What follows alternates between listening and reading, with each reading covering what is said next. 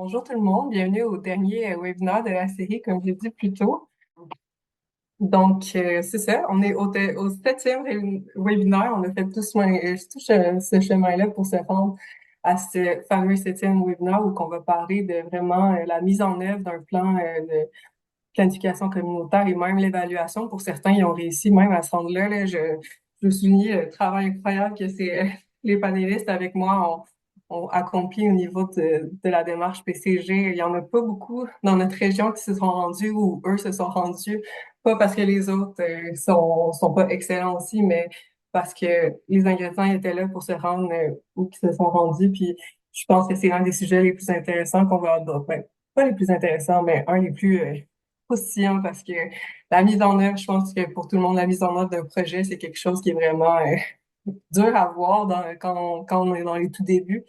Fait que l'idée, c'est vraiment de mettre en valeur les savoirs qui ont été développés dans la région sur ces sujets-là. Puis c'est aussi l'objectif de chacun des webinaires qu'on a prévu, Catherine et moi. L'idée, c'était vraiment, quand on a pensé à faire cette série de webinaires-là, de créer d'avoir un espace où que tous les savoirs qui se sont développés dans la région pouvaient être mis en valeur, puis de garder ces savoirs-là vivants, d'où le pourquoi on enregistre tout ça, et après ça, on va le laisser disponible parce que c'est pas tout le monde qui ont pu y assister, on est consciente de ça. Puis je pense que c'est tellement important ce qui s'est fait justement dans les dernières années au niveau de la planification que pour moi, et Catherine, c'était majeur de laisser des traces de ça. Donc, ça s'inscrit là-dedans. Puis aussi de partir, de reconnaître que il y a toute cette expertise-là qui s'est créée dans les dernières années, mais cette expertise-là est vivante depuis vraiment longtemps. Au niveau de la planification, les Premières Nations ont planifié depuis toujours. Je l'ai jamais aussi cru qu'aujourd'hui, après ces 7 webinaires-là, je pense que ça n'a jamais été aussi clair pour moi que ces savoirs-là sont dans nos nations depuis toujours. Euh, et en ce moment, on est vraiment dans un processus de réappropriation puis de valider que tous ces savoirs-là sont bien vivants. Ça fait que chaque webinaire, je pense qu'ils ont vraiment réussi à identifier ça. Euh, les 4 premiers, je vais faire un petit rappel, les 4 premiers webinaires étaient vraiment à propos des éléments qui enracinent la démarche de PCG, qui enracinent vraiment le processus puis qui vont le guider. Ça fait qu'on a abordé justement la connexion au territoire, comment c'est important d'enraciner la planification dans les territoires où que ça va se passer, puis dans vraiment reconnaître l'importance du territoire dans la démarche. Après ça, on a suivi avec l'importance de la langue, puis comment les histoires peuvent nous guider dans notre processus. Il y avait Dawn, justement, qui était avec nous pour nous parler, puis 3 autres femmes vraiment incroyables. On a aussi, après ça, parlé des relations, parce que justement, un des aspects majeurs de la planification, c'est la communauté, c'est la mobilisation. Ça fait qu'on est allé justement creuser un peu sur l'importance de travailler les relations à travers la démarche. Puis on a fini ces 4 premiers par une conversation sur la gouvernance. Puis je veux juste noter que j'ai trouvé incroyable la conversation sur la gouvernance, d'autant plus que c'était des jeunes, des jeunes qui étaient avec nous pour nous parler de gouvernance. Fait que pour moi, ça m'était vraiment, tu sais, on parle que la relève et les jeunes sont l'avenir, mais il y avait pas plus vrai qu'à ce moment-là. Et après ça, on est rentré dans les 3 autres webinaires qui sont un peu plus l'aspect technique.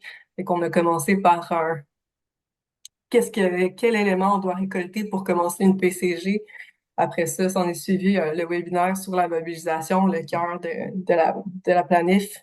Et aujourd'hui, on est là pour parler de mise en œuvre et d'évaluation. Un autre aspect, je pense, des plus très concrets de niveau de la démarche. Donc, aujourd'hui, avec moi, justement, pour parler de mise en œuvre, j'ai Francine Whiteduck, mentor en PCG de Kitigan Zibi. J'ai Dawn Germain, ancienne coordonnatrice de l'ICIGouche ou peut-être encore actuelle. J'avoue pour moi, c'est un peu flou. Roy Whiteduck de Waskaganish qui est coordonnateur de la planif.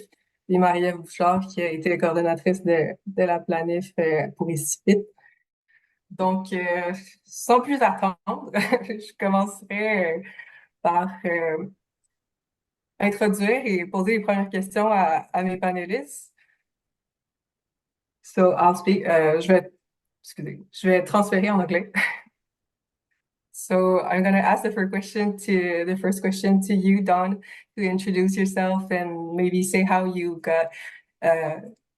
you got into the CCP process and maybe like wherever you want to go from there. Perfect. Okay. Thanks for the introduction, Emmy. My name is Don Germain-Metallic, Listaguch Delewi, Walalio Dondel Bedayo. Thank you all for being here today. My journey started back in 2017.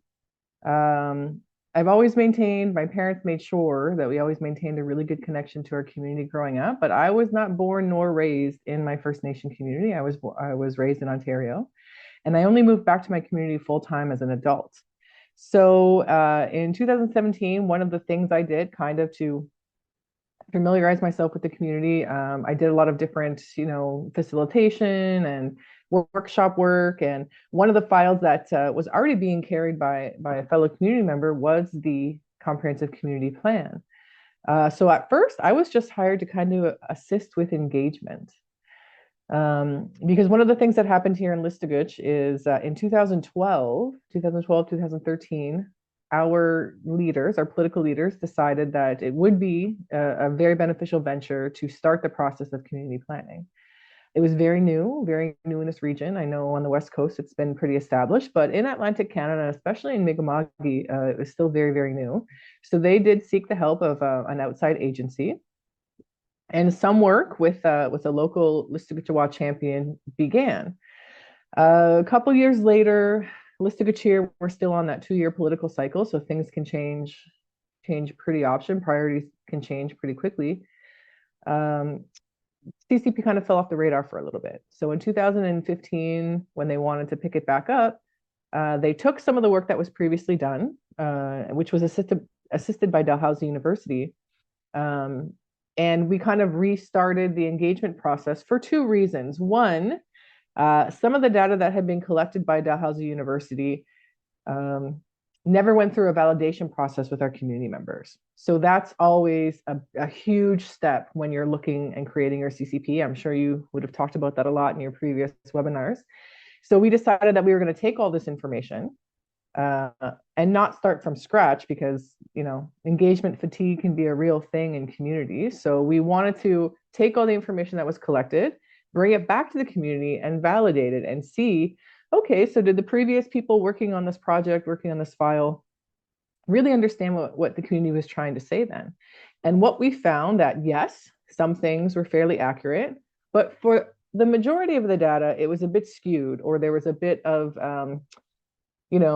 a lack of accuracy in the way that it was interpreted. So we spent another 5 or 6 months doing 30 plus different engagements to try to really pull some of that more exact information out of our community members to kind of, set the vision for what they really want to see in a community plan.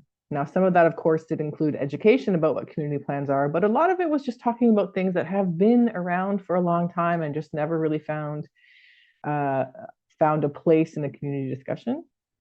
So after we did that, then the CCP team, so the people who contracted me to help with the engagement, they went to task on, writing a document, and I was, here and there involved with that as well. Somewhere along the way, though, the coordinator went on maternity leave, and there was an opening for a 1-year contract to take the CCP coordinator lead. So I did, and we were able to kind of finish off the document and bring it to our chief and council for official adoption, which happened in 2018. So we're about almost 7 years in on our plan. We're definitely looking to do a renewal of it, a revamp of it for sure. But yeah, I didn't intend on falling in love with community planning when I took that first little side gig, but this is the nature of it, because community planning really does affect everything and really can become part of everything. So it's hard not to care about community planning if you care about your community in any aspect, right? So that's kind of how my journey started. I am not the coordinator right now. I've moved into a language teaching role. But over the past 7 years, I'm sure some of you can relate to what I'm about to say, but it's been tricky. The motivation on prioritizing and using the plan it goes up and down in our community, right? So one of the things I'm really interested in hearing about is how the success for other communities, especially with Marie-Ève and Roy, how you guys have been able to kind of keep that consistent and diligent commitment to your plan going. Because I know it's not just Listigers, some communities do face that up and down as well. But I still love CCP. I still love the concepts of community planning. Whenever Catherine, has a CCP event that I'm able to attend, I do. It's everywhere. It's not just one thing. So I applaud everyone who's here today too, because if you're here, that means you care about your community and your people. Thank you, Dawn. I'm so glad that you're here with me. Et moi, je suis vraiment contente, je veux juste dire, je suis vraiment contente que Dawn est avec moi aujourd'hui parce que concernant la mise en œuvre et l'évaluation, c'est vraiment l'aspect de la planète que j'ai moins d'expérience. Donc, je trouve ça parfait que ce soit elle qui est avec moi aujourd'hui pour vraiment, je suis là comme participante aussi, panéliste. En fait, comme participante, je vais apprendre autant que vous, puis j'ai vraiment hâte de voir ce qui va sortir. Mais sinon, je vais passer à toi, Marie-Ève, maintenant, si tu veux te présenter, puis peut-être nous parler un peu de pourquoi c'est important pour toi la PCG, comment t'es rentrée dans ce rôle-là. Ça. C'est bon, merci Amy. Encore merci beaucoup pour l'invitation. Coucou tout le monde. Donc, moi, je m'appelle Marie-Ève Bouchard. Je suis maintenant conseillère en fait, j'ai toujours été conseillère en développement économique depuis juin 2019. Toutefois, quand je suis rentrée en juin 2019, on m'a demandé de coordonner la planification communautaire globale qui était pour moi un grand projet et un grand chantier, je vais dire, parce que dans le fond, chez nous, l'idée venait de notre conseil de bande avec notre chef et ses élus pour se doter d'une nouvelle planification, une vision stratégique communautaire pour les 30 prochaines années de la communauté. Donc, quand même un grand chantier pour une nouvelle personne qui arrivait. Moi, faire peut-être un bref historique de qui je suis. Ben moi, à l'époque, j'habitais sur la communauté, mais à l'époque, j'étais pas Innu, donc j'ai retrouvé mes droits. J'ai retrouvé mes droits au fil des années. Puis j'ai été fière aussi de venir contribuer pour ma communauté, puis venir travailler vers l'avenir, surtout pour mes enfants qui sont autochtones de par mon conjoint. Mais bref, je suis bien fière d'avoir retrouvé mes origines, puis ça m'a aidé à propulser, je dirais, la démarche aussi, peut-être à pouvoir y contribuer, mais en tant que vraiment une membre de la communauté à part entière. Ceci étant dit, ce grand chantier-là, chez nous, on l'a travaillé quand même avec un comité qui était composé de membres de la communauté, autant les membres sur et hors réserve, parce que chez nous, c'est un peu particulier. Comme quelques communautés, nos membres, pour la plupart, sont hors communauté et c'était une volonté politique d'inclure tout le monde dans la vision planification communautaire globale. Donc, il y a eu beaucoup d'activités, de mobilisation, mais on n'est pas ici vraiment pour parler de ça, mais je trouve ça quand même important de vous mettre quand même une mise en contexte, puisque aussi, c'était important. Lorsque j'ai commencé en 2019, toute la planification de ce grand chantier-là, c'était important pour moi de tout planifier, c'est-à-dire de l'étape A, B, C, que je viens peut-être vous parler, mais aussi de bien regarder comment ça allait naître ce grand projet-là, comment on allait être capable de la faire vivre dans la communauté, puis pas arriver qu'un projet, vous savez, il y a des planifications stratégiques, on en fait, on mobilise pendant un certain temps, puis là, tout le monde, il y a quand même une grande vibe autour de ça, puis finalement, on arrive à la fin, puis parce qu'on n'a pas bien pensé à la mise en œuvre, c'est ça. On n'a pas bien campé les rôles et responsabilités. Qui va prendre quoi après la planification stratégique? Souvent, on voit ces grands projets-là mourir, finalement. Donc, pour moi, c'était quand même important. Puis, avec tout l'investissement qu'on allait faire, toute la mobilisation auprès de l'administration, toute nous, de l'équipe interne, a travaillé, tous les directeurs, les comités de gestion. Mais surtout, on avait vous savez, le Conseil, nous, se sont engagés politiquement devant, ils ont fait une déclaration officielle devant tous nos membres en disant que ce plan communautaire global-là allait devenir comment je vous dirais, allait devenir la Bible, finalement, ben pas ben c'est ça, mon Dieu, je cherche le mot qu'on a utilisé, mais bon, ça allait servir vraiment pour toutes les décisions politiques dans les prochaines années.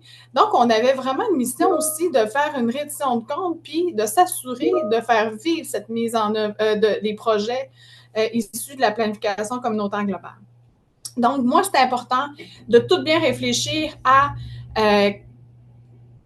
comment nous allions, comment on allait combiner, si vous voulez, nos plans d'action sectoriels, tous nos grands plans stratégiques qu'on avait déjà à l'interne, parce que vous savez, on a quand même des planifications opérationnelles, mais c'est important, moi, que tous les plans s'emboîtent un dans l'autre, un peu le système de poupée russe pour faire une seule reddition de compte, que ça soit facilitant pour nous à l'interne, mais aussi que lorsqu'on allait communiquer nos résultats à nos membres, que ça allait être simple et efficace, puis qu'elle allait s'y retrouver aussi. Parce qu'on s'est engagé à leur donner nos résultats là, annuellement. Fait que ça, je vais vous en parler peut-être un peu plus tantôt. Mais bref, pour moi, la mise en œuvre, je vous dirais, ça a été, je pense, à mon avis, l'étape la plus difficile, puisqu'il n'y avait rien nécessairement d'écrit. Il y avait chacune des communautés que vous voyez aujourd'hui, on a tous un peu notre modèle. Il n'y a rien c'est rien de simple, c'est beaucoup de discussions, de rencontres. Donc, il fallait écrire un peu la finalité de ça.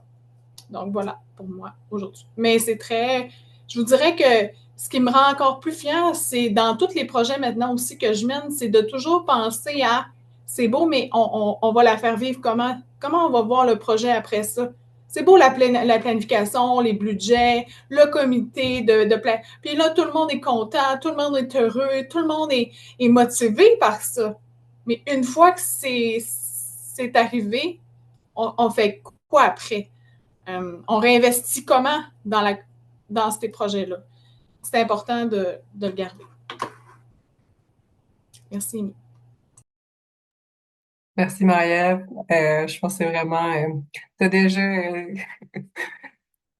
titillé des choses dans ma tête là, qu'on va probablement vouloir qu'on parle tantôt, mais très hâte d'en entendre parler. Je vais parler en anglais. So, Dawn, if you want to take the lead from now, sending it to you. For now, we have Francine and Roy, who are coming to us from other First Nations communities in Quebec. And just if anybody missed it at the beginning, if you see I think we have 27 participants right now showing up for the webinar. The webinar invitation was extended to First Nations people, First Nations communities, and First Nations organizations or collaborative organizations in the province of Quebec. So we're all, coming from the same region and the same place. So Francine and Roy are both members from Kitigan, Zibi, and Bakagama. Roy, you're going to have to pronounce your community name correctly because I don't want to not do it justice. But for now, Francine, if you want to take the lead and introduce yourself and just kind of let us know how you ended up working on your community planning, because heading into that, you have 20 years of experience in evaluation. So how did that kind of come around full circle for you so that you ended up in your own community? Okay. Koi kakina, wamba pinesh question additional cause, Kitigan Zibi, Ninjaban, Mikaze, and Nidodum. So I'm coming to you today from Kitigan Zibi ancestral territory, which begins in the Ottawa River watershed and includes the entire length of the Ottawa River. And I like to acknowledge our water because so many times we forget to do that.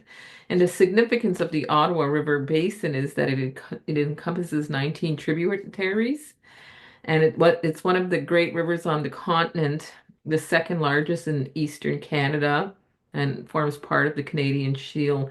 And as part of that river system, the volume of water in the Ottawa River is equivalent to the volume of water in Western Europe. So we live in a very sacred place, and we have always been part of that water. And it's our territorial map, if you will. And so I'm really happy to be here with you today. And so what brought me to do community planning?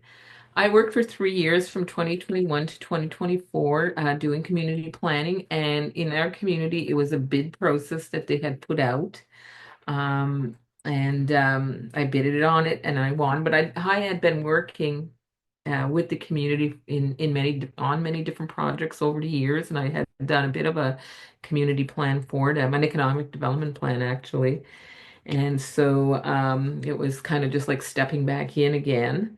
But I had been working nationally, across Canada, doing evaluation, working internationally, and then in various regions, mostly on research and evaluation. And all of that, when you do research and evaluation, you're really doing a lot of policy development.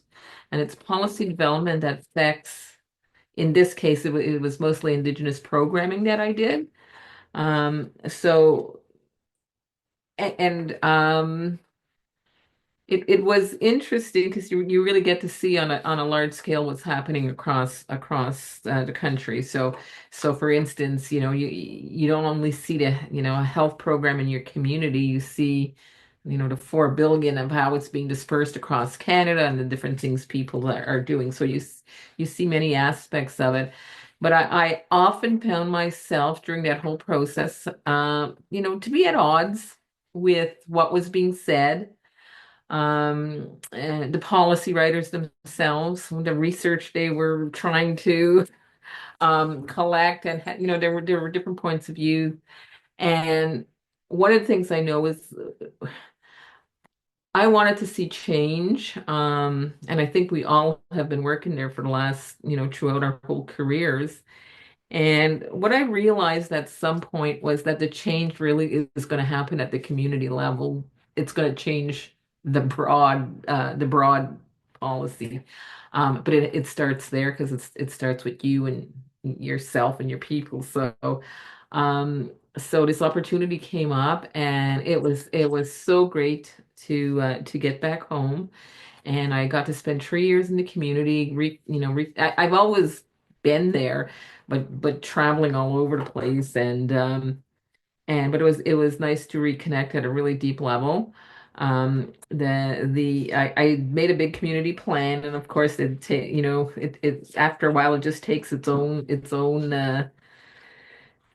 direction. And I only could see it now that the community plan is finished, but it really it worked out in 3 ways. And I didn't plan it like this, but if I look back, the first part of the discussion the first year was all on the history of our people. Who are we? Our identity? How do we see ourselves? How do we want to see ourselves? And how is that all based on land and culture and language? And then so the second year was really looking at what exists. And so you tend to want to start out saying, okay, where are we at? But it really took a really deep grounding in our historical, our history, not only our history, but our culture and the way and the values of who we are. And then the second year we looked at, okay, where are we now? And then the last year I spent saying, okay, given the last 2 years of discussions, where do we want to be in the future? And so we did about 32 engagements, and they took different forms. I tried to bring, I think we had 10 panel sessions, maybe even more than that, maybe 15 panel sessions where we brought expertise from our community back home. We went find them everywhere, and they served as experts. And we really wanted, when we were introducing a topic, we wanted to say we just didn't want to start talking about it, but just give a little background, give some views of the experts that we were bringing in, and then have a discussion of where we want to go. So I kind of organized it like that. And and then and then the final year, the third year, was really bringing it all together, and I'm going to talk about that later. Um, so where we are, and then in those 3 years, there was an environment that was changing. It was different. We in 2021, when I started, we were just getting over COVID or still dealing with it. So a lot of things got postponed or changed around.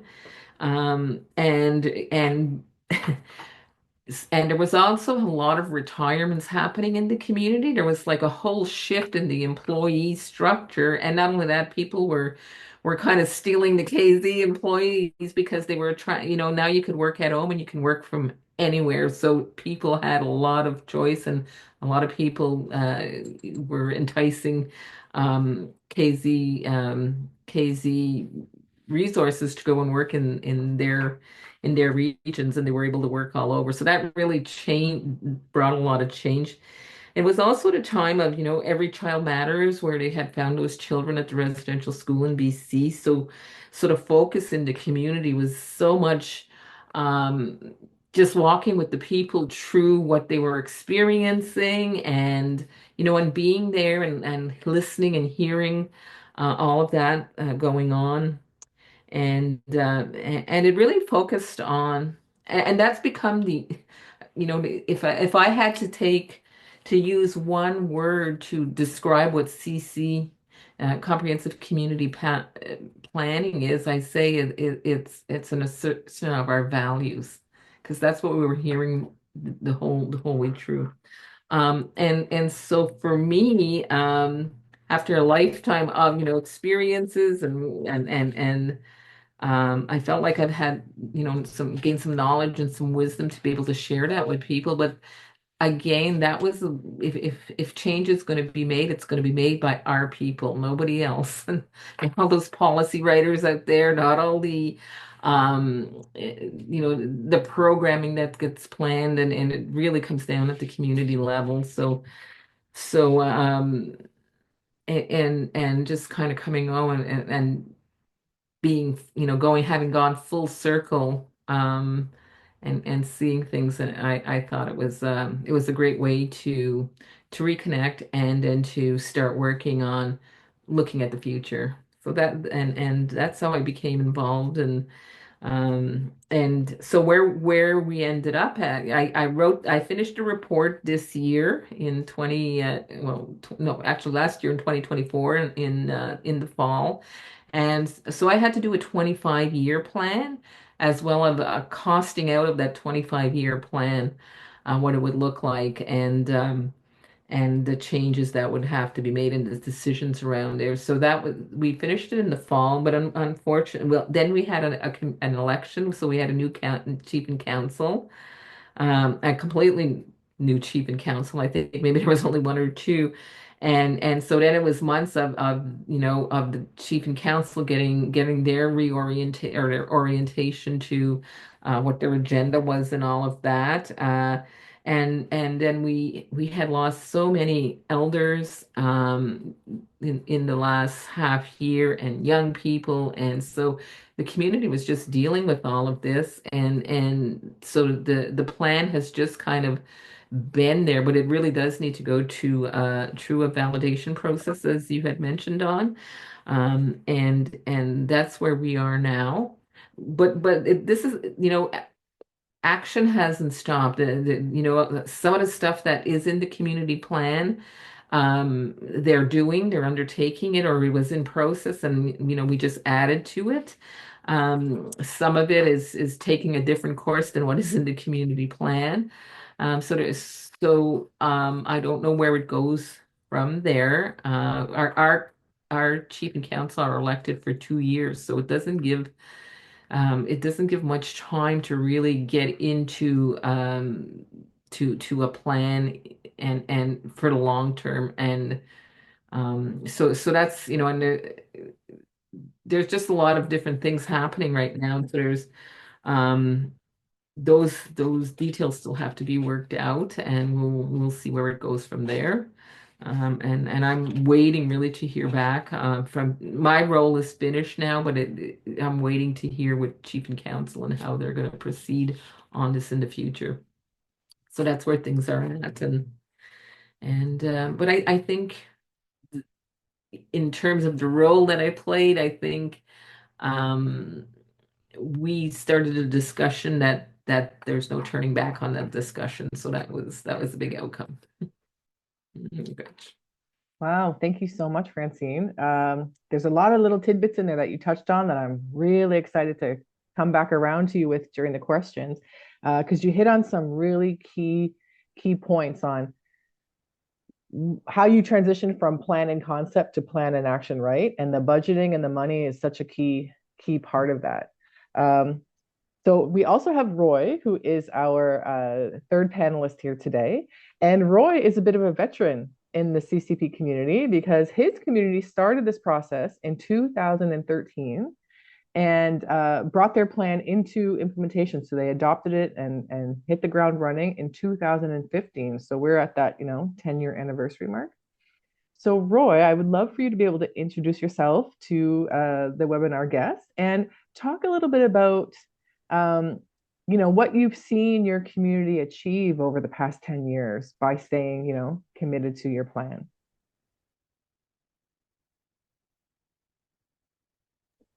And you'll just have to hit your mute button off. Yeah, Whiteche. My name is Roy Whiteche. I come from the Cree Nation of Waskaganish. Waskaganish is located in northern Quebec, James Bay. We're part of 9 Cree bands, and we have a Cree Nation government. And going to our plan from 2013, the discussion to do this plan actually came from a session that we had with directors working for Waskaganish. We wanted to reach the community and see what the different needs are, planning for the future. And so we said, let's work on discussion and focus groups. Let's look at how we can reach our community members. And so we embarked on this journey of building a CCP. First of all, just the word comprehensive community plan. We separated the 3 words, and we used our own language, how we can express comprehensive, because not everybody understands what comprehensive means. So we took that word and we asked them, do you understand what comprehensive means? So comprehensive means, in my language, it means mswezagon utnigenot. So comprehensive means being together and doing things together. Comprehensive. Community is a big deosinanot, a big mamu ewitadowenzi. So community, it means one family, living together as a family. That's community.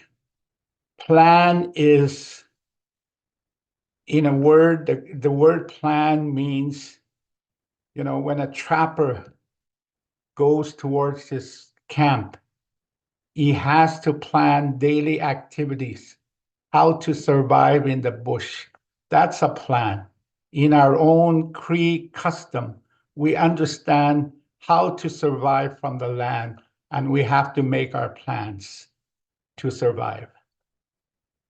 So just doing those sessions with our members, we were able to have very good ideas on the future for Waskaganish.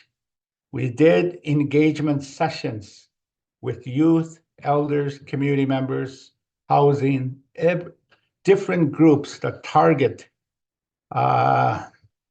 work in the community.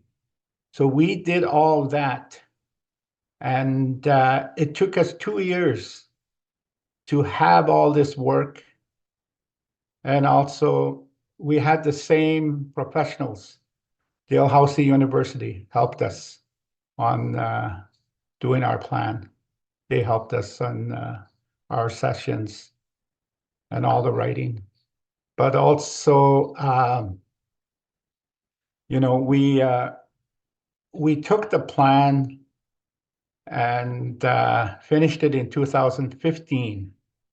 After all the engagement sessions, after all the writing, after all the discussions, we took the plan and we did an editing process for 3 days. We stayed somewhere, no phones, and we looked at all the material that was there. And we decided what had to go into the plan for Waskaganish.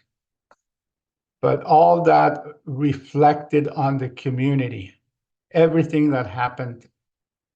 And we looked at our past, we looked at the present, and we looked at the future, how we were going to do all this work in moving forward. So yes, it's been 10 years since we've had our plan. We have been working on implementation for many years now. We have success stories from Waskaganish. One success story is we wanted a community store because Northern Stores was the only store in Waskaganish, but we built our own store and it's doing very well today. It is a success story.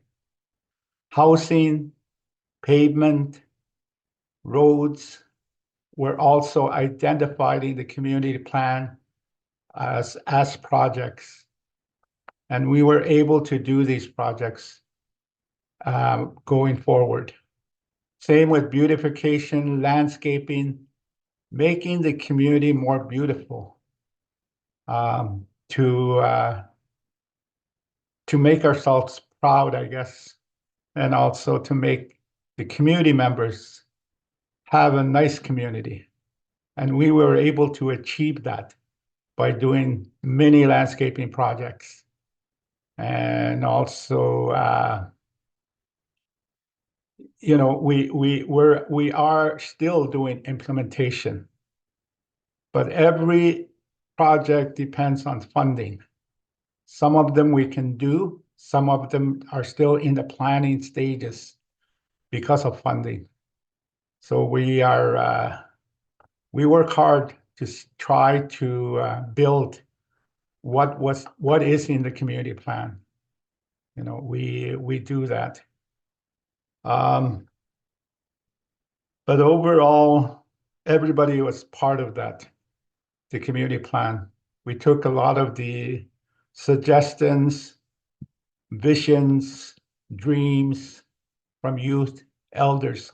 We took all those and we had a nice book when we finished the project.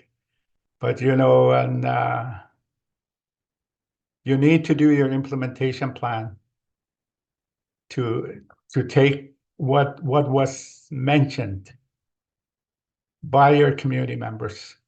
You need to have an implementation plan, you know, and we're able to do all these things because of the group we have leading the implementation of our comprehensive community plan. We're able to do some of this because we always go back. It's a tool that you can go back to. You know, you may think it's something that's put on the shelf, but not necessarily. You have to look at it because the plan always comes from the community, and it's built to guide you in your work. So I think the plan has helped Waskaganish, and I think the plan has the vision in moving forward, and we are still working on that. Thank you.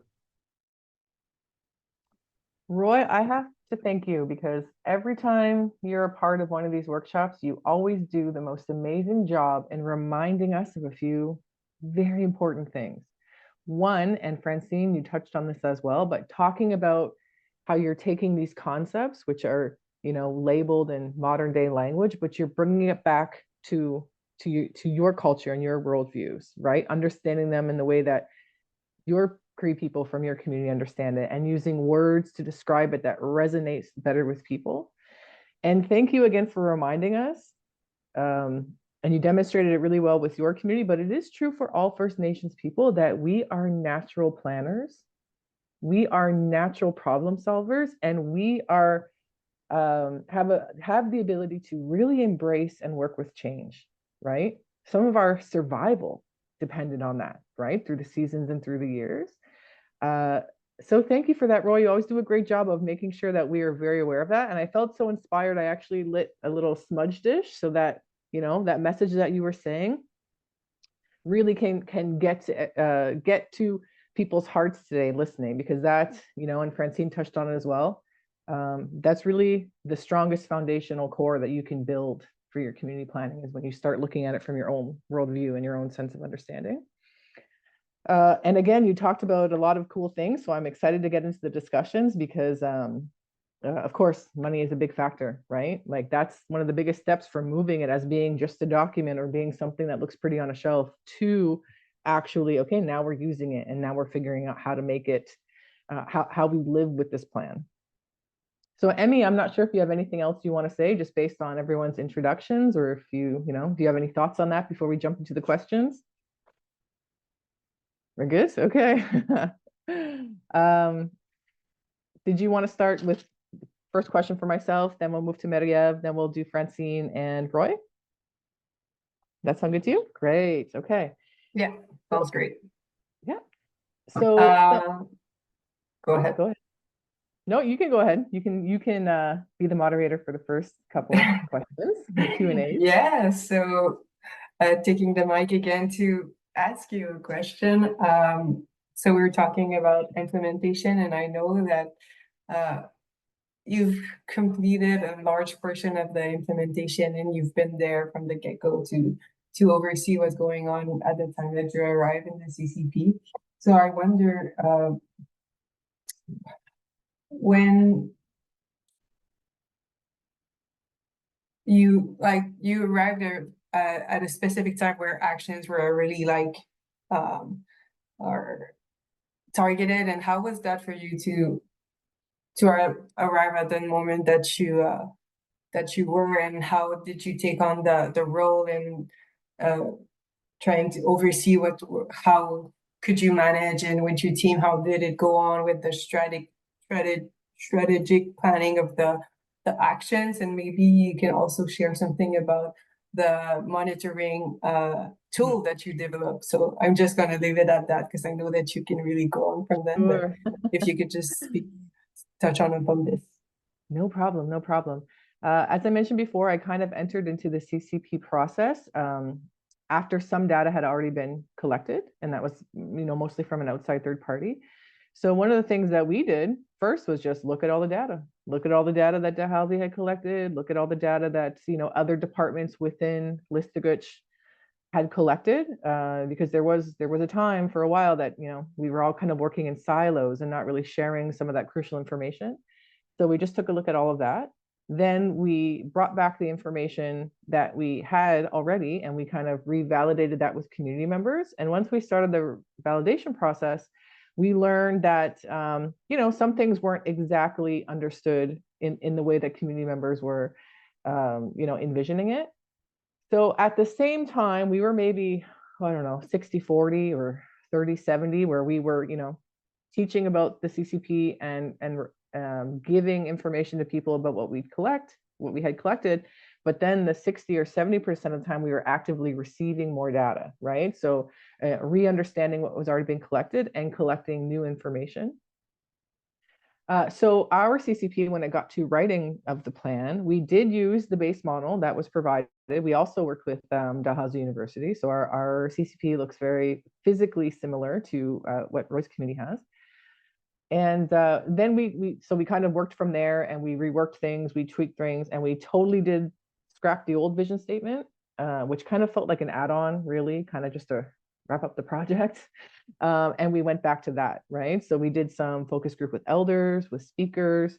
We kind of presented concepts, crafted our vision statements in English, and then went to a speakers group to help them kind of, put that in Mi'kmaq, because one of the things that came through very prevalently in our engagement sessions was that, yes, we've got to return to this place of language and culture, and making it part of everyday life, as opposed to, that extra effort to try to learn and to have to go out and seek it, as opposed to it being readily available to you. In hindsight, if I could go back and do that again, I think what we would do is kind of present the concepts we were trying to relate to as many first language speakers, as possible within that working group, and then have them figure out the words themselves to describe it back to us. Because it can be very tricky to kind of hand speakers, well, this is what we want to say, translate it into Mi'kmaq, because that can happen very literally sometimes. And that's not what we're going for. Like, for example, we're going to forge a path into the future. And they would ask us, okay, so you're just going to be walking straight, or are you walking around, forging a path in what direction? And we're like, that's not exactly what we're going for here. So I think, just one little piece of advice that I would give to anybody who's really looking to bring language apart and make it a part of their plan, is to start with the concepts, think about it, ask the people in your community who are still knowledgeable about the language and can speak, have them give you the concepts, and then give that loose explanation in English, right? The next thing we did is, once our plan was kind of ready in draft form, we presented to Chief and Council. It went through adoption. And then we were kind of like, wow, we did it. It's been adopted. We all took a minute to kind of celebrate all that hard work that had been done. But then we were kind of left like, geez, what do we do now? It's here, it's ready to go. It's in this beautiful book. How do we implement it? So I was very fortunate at the time to work with you and Catherine and a group of very inspirational women in the province of Quebec, where the main focus was kind of, building some tools to help with implementation. So you mentioned, Demi, that we created kind of like a tracking tool, which I did end up rolling out in Listigage. It was a very simple, basic Excel sheet. The way our Listigage plan was laid out, we had 4 main action areas, and each action area had 3 to 4 big principles that we wanted to achieve. So we just laid it out in an Excel sheet. Action area, our 4 principles, how are we doing on these projects, right? Admittedly, a lot of them were policy-based projects.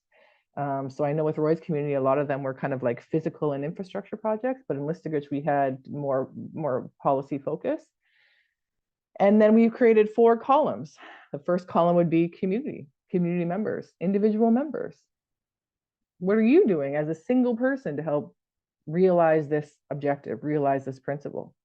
Then we did the planning team, right? So how is the CCP team, the people working, in this field, what are we doing to help kind of incubate and make and help some of these projects or priorities come to realization? The third column was kind of, our governmental structure. So in Listigage, it's, Listigage Mi'kmaq government, band councils, and other communities, the different departments. At the time we had 10.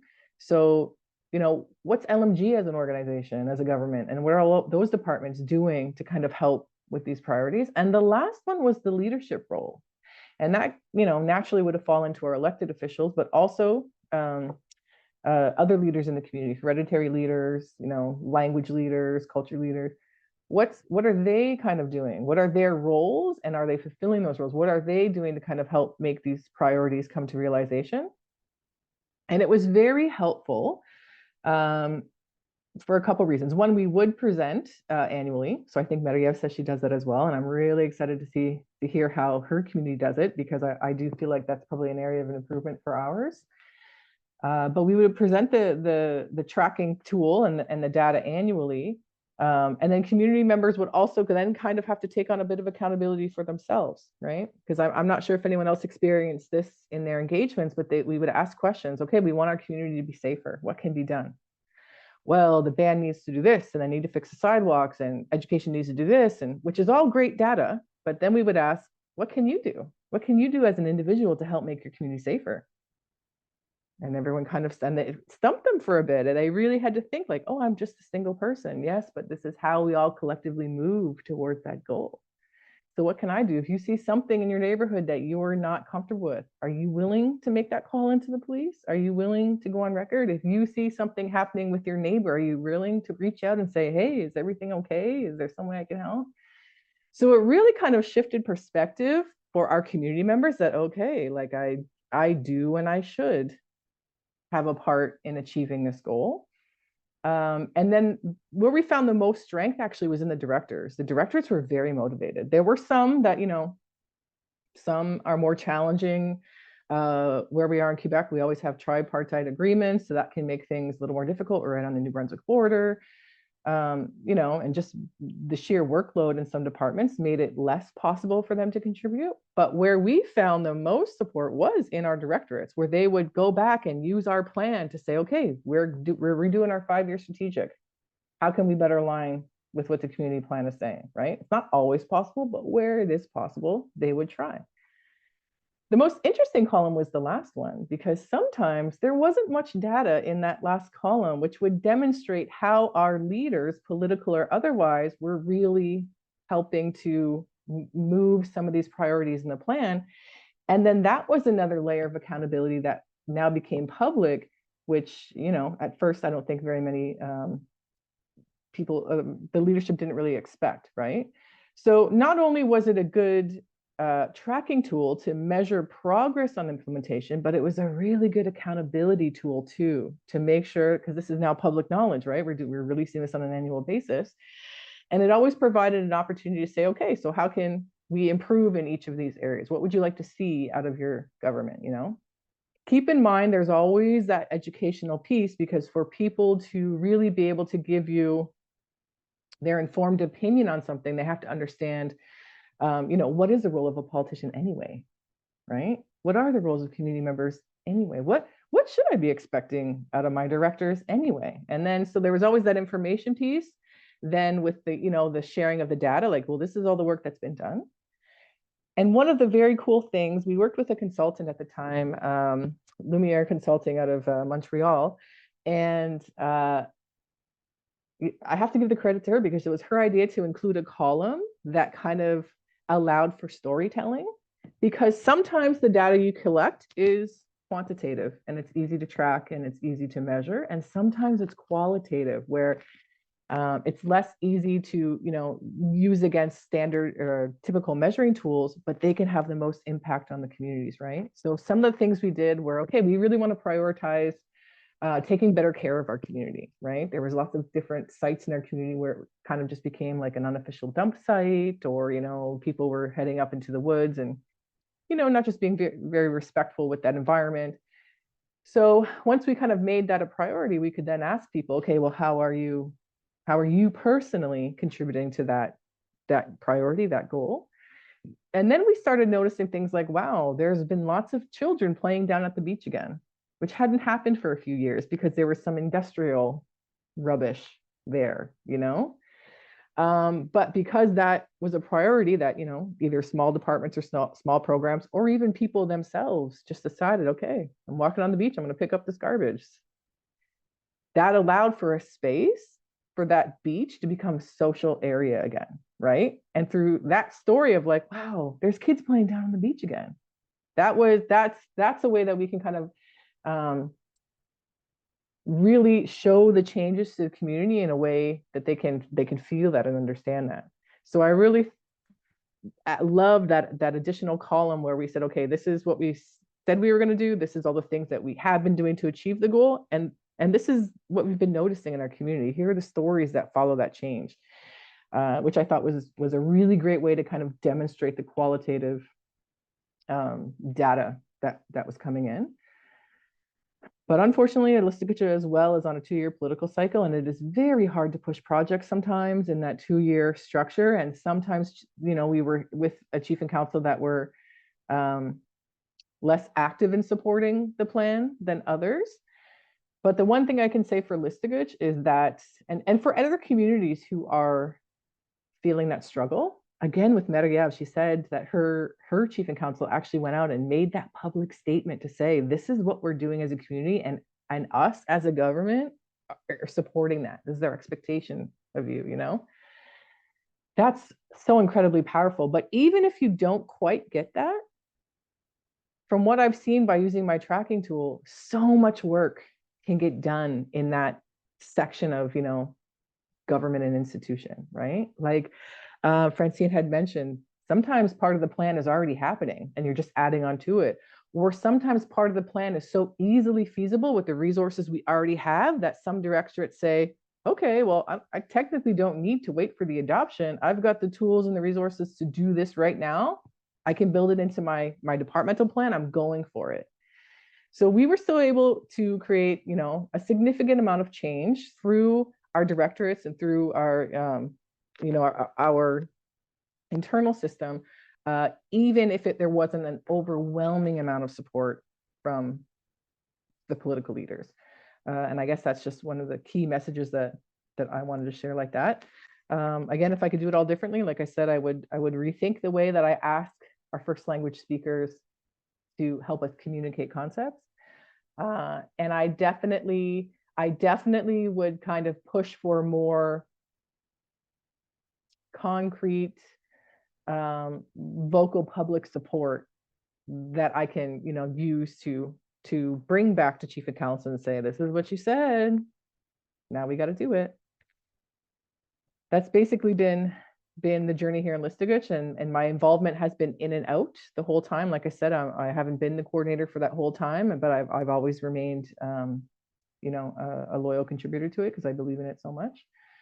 Yeah, so I'll hand it back to you, Emmy, and maybe you can, if Marie-Ève is still available, she can talk a bit about her experience moving implementation through her community. Oui, je sais pas. Émilie, est-ce que tu m'entends? Oui. OK, c'est juste pour dire que ma caméra, je ne sais pas pourquoi, mais ouais, c'est ça. Tu vois, je viens de m'apercevoir que pourtant, je suis bien là quand donne. Fait que je vais essayer de refaire le même principe. Là. Je vais me déconnecter, Okay. je vais revenir. Parfait. Je vais passer en anglais.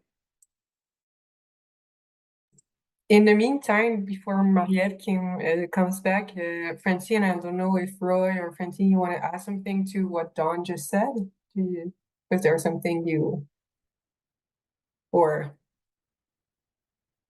that's fine.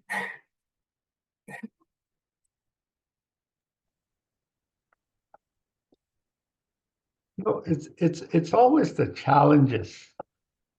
It's always the challenges that you have. Francine?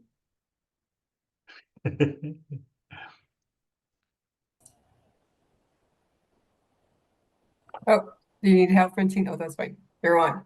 Perfect. Okay. I think she was on mute, so I'll let her go first. Oh, I was waiting for you to go, Roy, but yeah, no, I hear what you were saying. I guess so. When we did our community plan, and it really was, you almost described what's our goal, what's the actions, you know, different people and players are going to take, and you know, and how you know, what's the overall vision, and sort of how you work, you know, work down from that or work across that. And when I'm hearing you describe it, you know, you're talking about community as a specific place, whereas as the project unfolded, especially working with the youth, community was not just at Kitigan. Zibi community was right across the territory. So when we were talking about what we wanted to do, it really, and I was doing comprehensive in the sense that it was all of the territory and everybody, right up to the high school students, and we would have done some with the elementary school too. Because I mean, grade nines are the best planners, and so we were talking not only what are we going to do here at Kitigan Zibi, what about all the other people spread right across the territory from Kitigan Zibi, and that there's some that were living in the northern part, Kiwetanong, some in Shawanam, and then at Kitigan Zibi. So to bring all of that together was the real challenge. Like you said, Roy, there's always a challenge, and it's a very big a big concept to grapple with, especially when we're coming from a period of time where on reserve was the only thing we ever talked about. And that's all part of decolonizing and really thinking about our people and how we moved around the territory and going back again to that historical piece, how we lived, how we still live in so many of those ways, how our values come from that living and show us the way. So, um, I was there. Okay, yeah, but it becomes massive, I guess, and that for us that was or for me, trying to write up a plan that captured everything like this was it was a little tricky to do, especially when we were thinking about how do you start to implement this now. It means, especially when we're still under the Indian Act system. And so it meant throwing out everything, throwing it out. And luckily I had a youth group that they were already there. They're like, let's march into the future and we need to get rid of all these colonial structures that exist, and they're prepared to do it. So those were the people who were really setting some direction and helping to think about those challenges.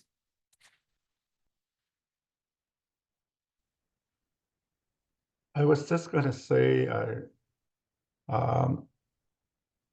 the challenges sometimes made it a little difficult, but also the change, because we had some people that are set, but we had to bring in this change with our work and to grow the community. You have to change to grow the community, and that's what we were bringing into our discussions, into our work. So, but it slowly we began to see people understanding of what we were doing, including working with the CCP. So we did the implementation on some of our projects, and it did take some change, but in the end, it was very well appreciated on some of our projects. That's what I was going to say. Je vais y aller en français. Mais merci pour tous ces ajouts-là. Je trouve ça vraiment incroyable d'entendre parler de. C'est la première fois que Don, je t'entends parler de ce plan d'évaluation-là. Puis pour vrai, le séparer en 4 colonnes, je suis genre, waouh, c'est donc bien intéressant. Je suis sûre que tout le monde dans les participants sont comme, hey, c'est vraiment ça l'ouvre les yeux sur comment ça peut être fait de manière différente. Puis c'était juste, ça, ouais, j'adore. Puis l'aspect aussi des histoires, ajouter ça dans le mesure d'évaluation, les histoires, c'est tellement, parce que, wow, j'ai l'impression que ça nous représente super bien au niveau des programmations. Qu'est-ce qu'on aimerait tellement mesurer, mais que des fois, on sait pas comment le dire. Ça fait que je pense que tu viens de donner tellement une pièce de puzzle par rapport à comment on fait ça, calculer les éléments un peu plus qualitatifs au lieu du quantitatif. Fait que, wow, je suis impressionnée. Je vais en profiter pour me diriger vers une autre histoire que j'ai bien hâte d'entendre, Marie-Ève. T'en as, t'en as parlé un peu au début, là, mais justement, quand vous êtes positionné, puis vous êtes posé cette grosse question-là de comme là, on a le plan, qu'est-ce qu'on fait pour le mettre en action, comment ça allait ressembler, puis que avant, c'est un processus vraiment difficile puis à visualiser, puis tu as parlé de justement quelle stratégie vous allez y mettre en œuvre. Puis ce que j'aime beaucoup aussi, c'est comment vous avez les questions que vous vouliez vous poser pour aussi la communication avec les membres, parce que là, on les a mobilisés, on leur a donné toute cette information-là, ça fait que c'est important de faire le suivi avec les membres après, puis comme Dawn a souligné aussi, je suis sûre qu'on est vraiment intéressé de savoir au niveau de l'engagement avec le conseil, tu sais, qui ont fait cet engagement-là public, comment tu as réussi à imbriquer tous ces éléments, comme tu dis, un peu les poupées russes, là, de comment aller chercher tout ça, puis d'en faire une ligne directrice pour guider le processus Puis aussi, sans oublier, Francine a apporté l'élément des membres hors réserve aussi. Je pense que vous avez tellement eu à moduler avec ça. Ça fait comment tu as fait pour jongler avec tous ces éléments-là dans ta mise en œuvre? Je me mets des notes pour... Ouais, j'ai essayé de conciser ma question. Oui, c'est ça, il y a plein de notes. Mais tu sais, Dawn, elle a vraiment apporté la notion de son tableau. Puis, tu sais, nous, en fait, là, qu'est-ce qu'on a fait aussi une fois que le plan communautaire global a été dessiné? C'est un peu comme Dawn aussi le disait, on a beaucoup rendu ça très ludique puis pédagogique un peu pour le rendre que tout le monde, monsieur et madame tout le monde le comprenne dans la communauté. Puis ça, je pense que c'est important parce que des fois, on a tendance à écrire des rapports, mais bon, utiliser des vocabulaires qui n'est pas nécessairement compris par tout le monde. Fait que nous, ça a été très important dans notre méthode de communication de ramener à la base un vocabulaire simple, facile à comprendre. Ça paraît drôlement dit aujourd'hui, mais ça n'a pas été si facile que ça parce qu'on était habitué à rédiger des rapports, des mémoires, en tout cas, mais il a fallu quand même user de créativité. Puis, ceci étant dit, nous aussi, comme Dawn le dit, on était accompagnés aussi quand même par une firme parce que, puis tu sais, on a parlé beaucoup à plein de coordonnateurs en PCG, puis ce que je me suis rendu compte, c'est que tu ne peux pas y arriver seul. Tu sais, ça, c'est clair, là. On n'a pas toutes les forces. Moi, je ne suis pas une écrivaine aussi de la nature et je ne suis pas née comme ça. J'aurais bien aimé ça, mais bref, je savais que je n'avais pas cette force-là. Donc, dans le fond, de travailler en équipe, ça a été quand même quelque chose d'important. Dans la mise en œuvre, moi, je suis allée travailler tout de suite avec le directeur général du Conseil de la Première Nation. Nous, comme je vous l'ai dit, hein, c'est vraiment à l'interne qu'on le supporte. Puis, on a travaillé avec un comité organisationnel là, qui est supporté par les ressources humaines. Donc, on a réfléchi à tout, comme je disais tantôt, tous les plans d'action, les plans stratégiques organisationnels qui existaient avant la PCG. Puis, on a fusionné ça pour faire un grand plan, un peu comme Dawn, tu l'as dit.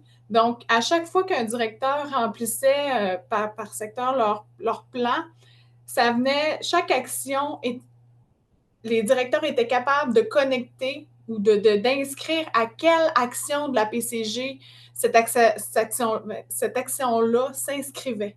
Fait que dès lors, c'était facile de voir à quoi ça répondait. Fait que ça a été nous aussi là, une espèce de quand même un grand tableau.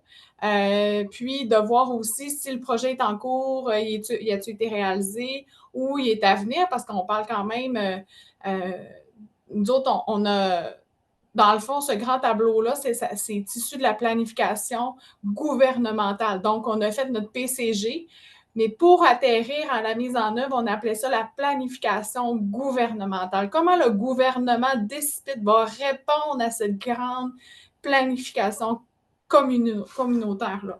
Donc, on se devait, comme administration, de prendre le temps de réfléchir. Donc, c'est pour ça qu'on a créé notre espèce de tableau dans laquelle on venait cocher à quelle action de la PCG les actions qu'on prenait là, correspondaient. Suivant ça, c'était facile pour nous autres. Dans la reddition de comptes, une fois par année, dans notre rapport annuel au niveau du conseil, on a une section PCG avec toutes les actions qu'on a faites de chaque axe de notre plan du plan communautaire global. Donc, ça a été facile à partir de ce grand tableau-là de juste extraire la donnée PCG puis d'aller dire, bon, ben, voici ce qui a été fait en fonction de ce que les directeurs ont mis. Fait que nous, ça a été facilitant. Je ne vous dis pas que la première année, notre outil, là, je vous dirais qu'on y a donné un peu plus d'amour, puis aussi, on a amélioré notre processus parce que ce n'était pas clair puis nécessairement simple au début. Mais là, on a travaillé fort pour que ça soit facilitant pour extraire la donnée. Puis c'est ça, aller indiquer ça dans notre rapport annuel. Aussi, autre chose qu'on fait, nous, dans la mise en œuvre, pour que les membres, parce que des fois, ils ne voient pas toujours les membres qu'on fait une action qui est tirée de la PCG, puisque c'est des choses qu'on faisait déjà. Parce que nous, chez nous, la PCG est venue confirmer que les actions qu'on faisait dans l'administration ou dans le gouvernement d'Essipit correspondaient encore aux besoins des membres. Fait que pour eux, les membres, des fois, ils n'ont pas l'impression qu'on fait des choses nouvelles, on est venu consolider nos actions. Donc, qu'est-ce qu'on fait pour leur démontrer que ça correspond à leurs besoins? C'est qu'on vient identifier ou taguer avec une espèce de puce, si on veut, que ces actions-là proviennent aussi de la PCG puis proviennent des besoins des membres. Fait que ça, c'est intéressant également. Ceci étant dit, avec le temps, parce que nous, on a fait la planification communautaire globale dans la COVID. En plein COVID, on a été bouleversés, là, et je ne vous l'ai pas dit tantôt, mais on a dû revoir toute la refonte de la planification, notre mobilisation, et on a utilisé évidemment les Zooms là, pour aller rejoindre nos membres. Mais si on se recule, si on revient en arrière, cette façon-là de faire n'était pas évidente, c'était tout à fait nouveau. Souvenez-vous, on se connectait au Zoom, on ne savait pas trop comment faire. Et puis, on se demandait comment nos membres, nos aînés, comment qu'on allait faire pour les rejoindre. Mais pour être franche avec vous, ça a été une opportunité incroyable de rejoindre tout le monde. Mais dans la mise en œuvre, vu que notre reddition de compte est beaucoup, notre rapport annuel, on le présente à l'Assemblée générale. Oui, il est sur notre site Internet, mais je pense qu'on pourrait encore mobiliser nos membres hors réserve là, pour leur présenter nos activités. On y réfléchit encore actuellement. Je voulais peut-être aussi continuer sur, bien évidemment, le rôle. On a tout clairement identifié, c'est quoi, quel rôle devait jouer le conseil, la direction générale. Exemple, mon rôle aussi, parce que ben, maintenant, je ne suis plus une coordonnatrice nécessairement dans la PCG, mais quel rôle je devais jouer maintenant dans ce projet-là? Puis le rôle des membres aussi.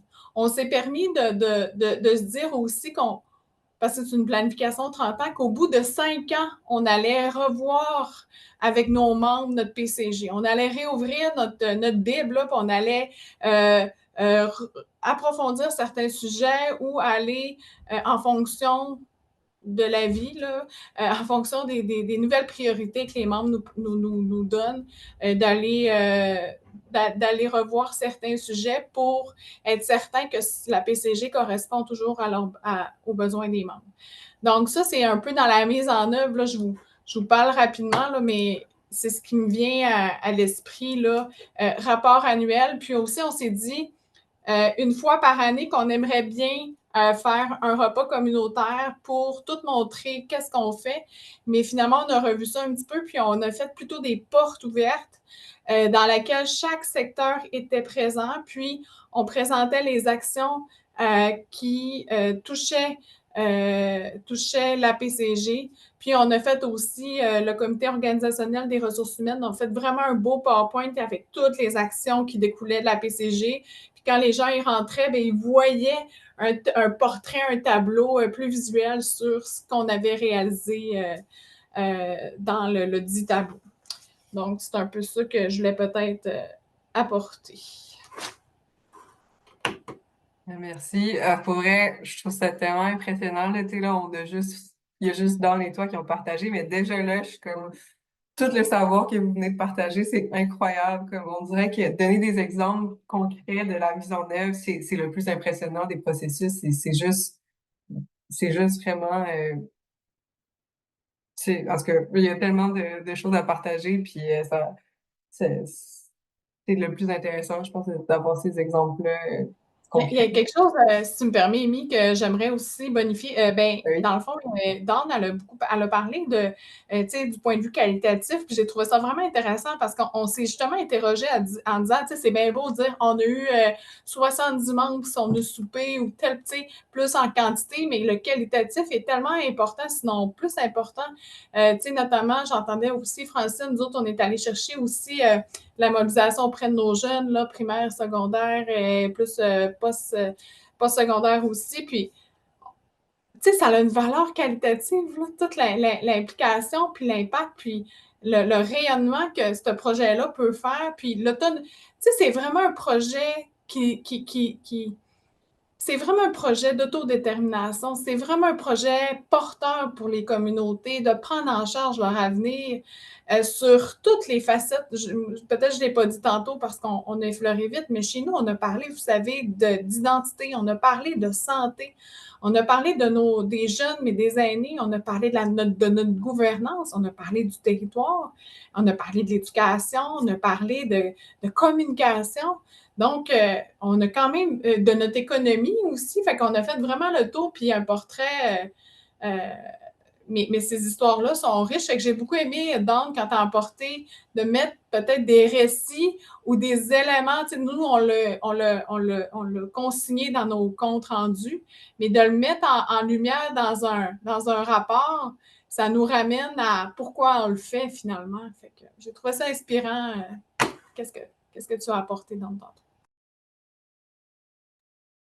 I'll be speaking in English. Does anybody want to add something in regards to what Maria shared? If you just want to maybe add something to it. Maria, I just want to make sure I understood correctly because I think it's amazing what I heard. Did you describe to us that after your community plan was formulated, your internal government community actually came up with their own plan and how to support the community plan? Because that's amazing. That's completely incredible. Ben, en fait, Dan, on est revenu avec qu'est-ce qu'on faisait déjà, mais on a refait une planification gouvernementale à partir de la PCG. Fait que la PCG est venue teinter naturellement ça pour répondre aux actions de la PCG. Fait que dans notre tableau, comme toi, il y avait une colonne, en fait, c'était par secteur. Chaque secteur mettait leur action ou leur action. Puis chaque action était rattachée à une orientation de notre plan d'action de la PCG. Donc, tout était, tu sais, les poupées russes, là, tout s'embriquait un dans l'autre. Puis quand on a voulu extraire notre donnée pour la PCG, pour le rapport annuel, on était capable, par section, d'aller chercher ça. C'est vraiment, ouais, ça a été vraiment bien. Yeah. I mean, I think that level of collaboration and mobilization and your community definitely has become a marker stone for me on how quickly you were able to get this done. Let's do it took a while. Francine was saying it's been 3 years you've been working on it today. So, you know, CCP terms, that's relatively realistic, but you guys were able to move it very fast because you had the support but you also took that challenge upon yourselves to say, you know, our time is here now. We got to move now and we got to do it fast because all the stars are lining up for us. And man, I'm so proud of your community that you guys were able to get there. Oui, Udon, puis tu as raison, tu sais, souvent c'est je dirais qu'on a été chanceux, les étoiles étaient toutes alignées, le politique était prêt, ça c'est majeur. Il y avait aussi les ressources financières qui étaient là. Puis évidemment, la ressource humaine, parce que tu sais, souvent, on l'a vu, nous, dans les dernières années, souvent les coordonnateurs, ça changeait la main-d'œuvre, donc nécessairement obligé de revenir, changement politique, bon, changement de cap, changement d'orientation. Chez nous, notre politique a été relativement toujours les mêmes élus réélus, donc on était capable de continuer toujours où est-ce qu'on en était. Donc ça a été vraiment majeur. Puis, tout aussi soutien, tu sais, financièrement parlant, c'est un projet qui, c'est pas la communauté, on est allé chercher du financement, fait que ça a été aussi quand même, ça aussi, ça a été, ça a assuré la pérennité du projet, là.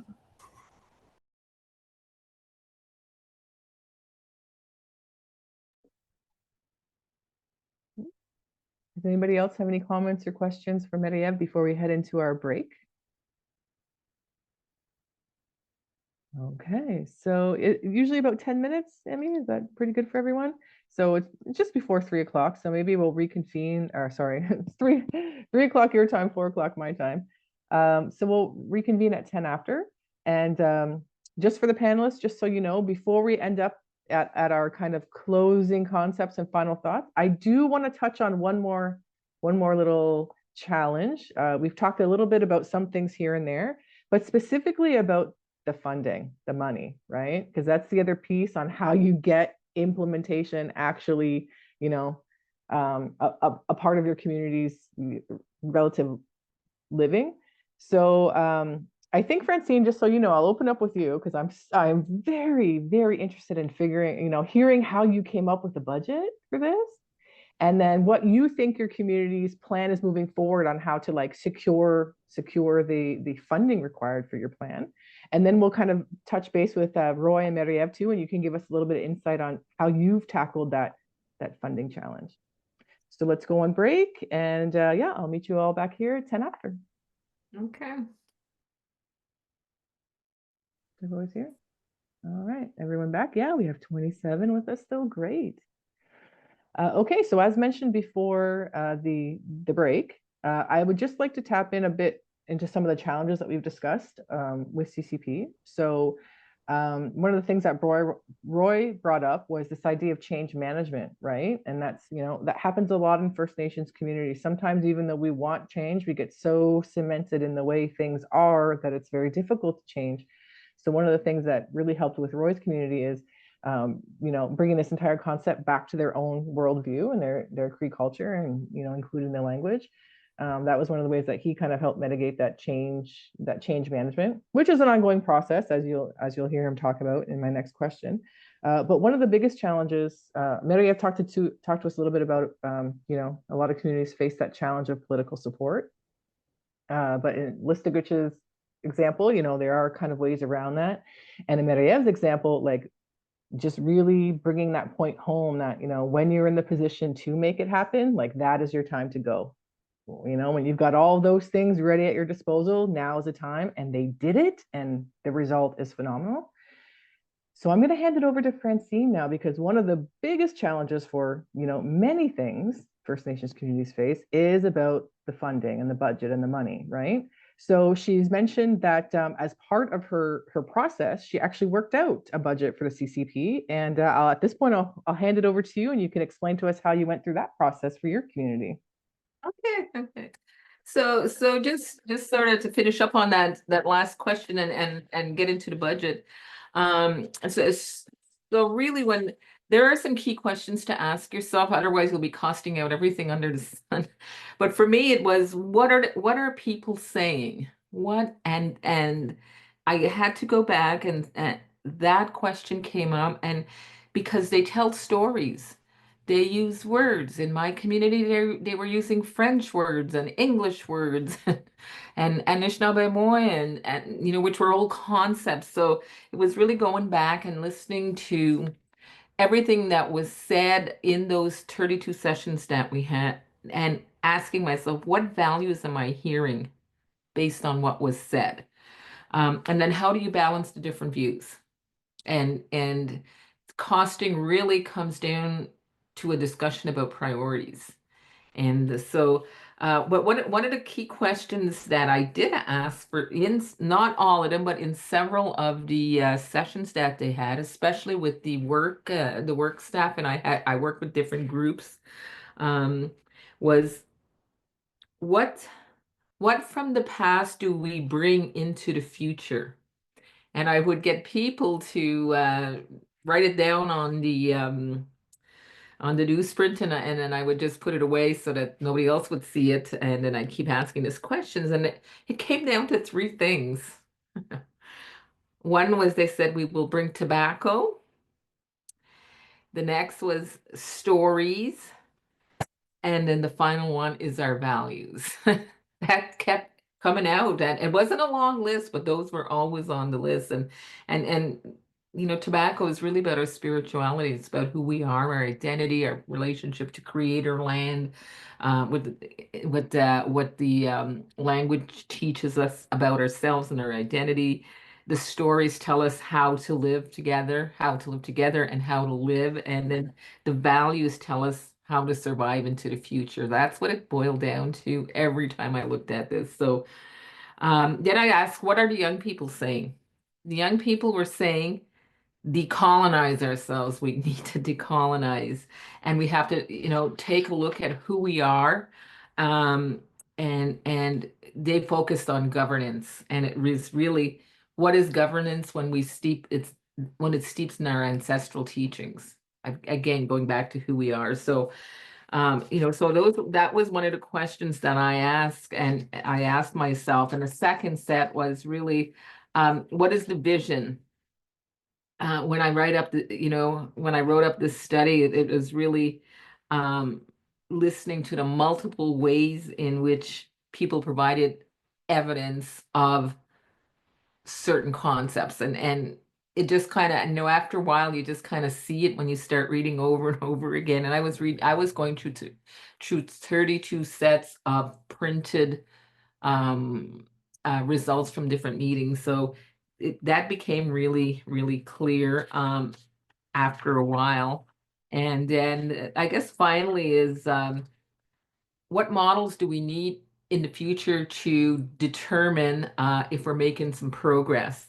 And it was really around the classic evaluation model, relevance, cost effectiveness. What do we design? If we're going to redesign something that really meets and reflects who we are, then how do we design that, and what kind of impacts we are? That is the things people were saying were no different than what you'd see in an evaluation model, but it was like, how do we do it? And the how is what was different, and very much steeped in storytelling. So taking all those 4 questions together, what are people saying? What's the outcome we want to see? And how have people described success in terms of their long-term vision? And really, what is the story we want to tell about ourselves as people now? What is our story in the past? What is our story now, and what it's going to be in the future?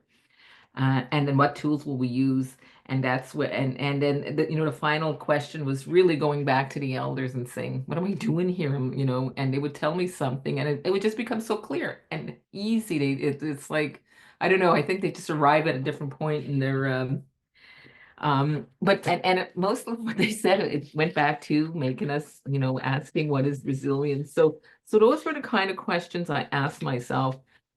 And from that, we looked at 8 areas when we were doing, there was language, and culture, land, social, health, governance, economic development, and infrastructure. And we added another one, and it was leadership. Who speaks for us? Because council was, there were so many people speaking on behalf of our communities. So there, we found ways to address all of that. And the way I did it, and there's some real challenges here, is I costed out each of those areas. And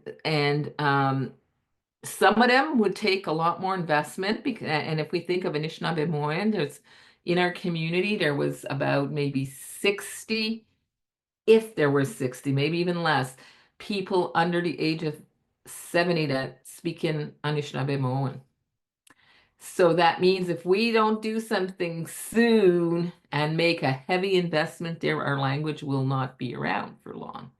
So you know, and I heard it again and again at meetings. We have to address the language. We have to do things differently. And Dawn, you touched on it about, at the beginning, chief and council have been doing stuff for, the same thing for so long, and you said cemented in their positions, and that is the case. So that whole validation thing with the community becomes really important. So what I did is I took those 8 areas and I really went, okay, what was our vision around this? And from there, what our goal was, and then all the activities we were going to take that people had recommended, what they said they want to see. And then I made a table, and it was like, okay, Anishinaabe and Moan, we know what our goal is. And it was, to find every possible way to implement the action to hear. We're not going to learn it if we don't hear it. And, that's what everybody was saying. Because we've been teaching it in books and writing and everything, but they're still not speaking. We've been teaching Anishinaabe for 40 years, and we still don't have many speakers. So, I heard in the discussions, we have to hear it, we have to hear it. So then I said, okay, if that is the case, and if that's the solution, then, what's the short-term, medium, and long-term goals around this? And then the next column was, what is the human resources we're going to need to be able to do this? And is that human resource, is it a contracted process? Can we contract people for a short period of time, or do we have to hire somebody full-time? So I made that distinction. Then what is the process we're going to need to do that? So we'll need a chief and council resolution that's going to designate whatever 2.5 million a year, or whatever it came out to be. I can't remember the number, but it was pretty significant. If we want this language to be there, this is what it's going to take. And then, who else do we need? The language resources, and then we're going to have to send a bunch of young people on a quest. We're going to choose the 24 of them, and their sole purpose for existing is to learn the language in the next 2 years, and we're going to pay them, and we're going to pay them well. So that was kind of a solution, and so you can cost all that. And then what infrastructure do we need to be able to run this kind of process and program? And what does it look like? So I would be able to get an infrastructure cost in terms of a building and some sound equipment and all the things that we would need. And then I came up with, in each of those areas, the cost of the the human resources, the contracted process, the contractors that we were going to need, the processes, all of that, the activity that was going to go on there could be costed out, the infrastructure, and that was just those 3 areas. There might be more, but we were looking at a rough ballpark figure, because you can't really get to the, but you can really, when you sit down and think how do we do this based on what people said we had to do or what they wanted to see, then it was laid out in a chart like that. And so that was the first cost. Okay, now we're going to move to what did they say about health? Well, in health, we need surveillance, because nobody really knows what's happening in our community, because we have no surveillance systems, or a very, very small effort made in that area. And if we're going to be healthy, then what does it take? And so just going through all those questions and charting them all out like that, coming up with average rates. So I would use I do a lot of bidding and stuff like that. So I was able to use a rate at how it typically the community pays for a per diem per day, and then just figure out either the number of days we were going to contract a process, or the salary that would have to go for a human resource, how much a square foot of a building costs. We had all those that kind of information available to us. So I used all those data points to do the estimates. that was basically the way to, and then at the end, each area had a cost to it. And I gave it to council and it was a supplementary study, like it wasn't, and I said, well, there you go. There's the investment. Now, where do we get these funds? Well, we have 100 million in our 100 and some million in our trust fund, and we need to, we can spend whatever it is, 7 or 8 million. That's put us, where are you going to put that? Where are you going to put it? And this is where it comes back to values, right? And it's not clear in my community anyway. I think people, there is a consensus on what the values are, but making the decision, do we put it in saving the language, or do we do a development that's going to take some investment? That's the political aspect of it. But the plan should really, the plan, if you clearly read through it, tells you what the people are saying. But again, chief and council are a different body on, a different entity. And I don't know if they were expecting in our case to hear what they heard.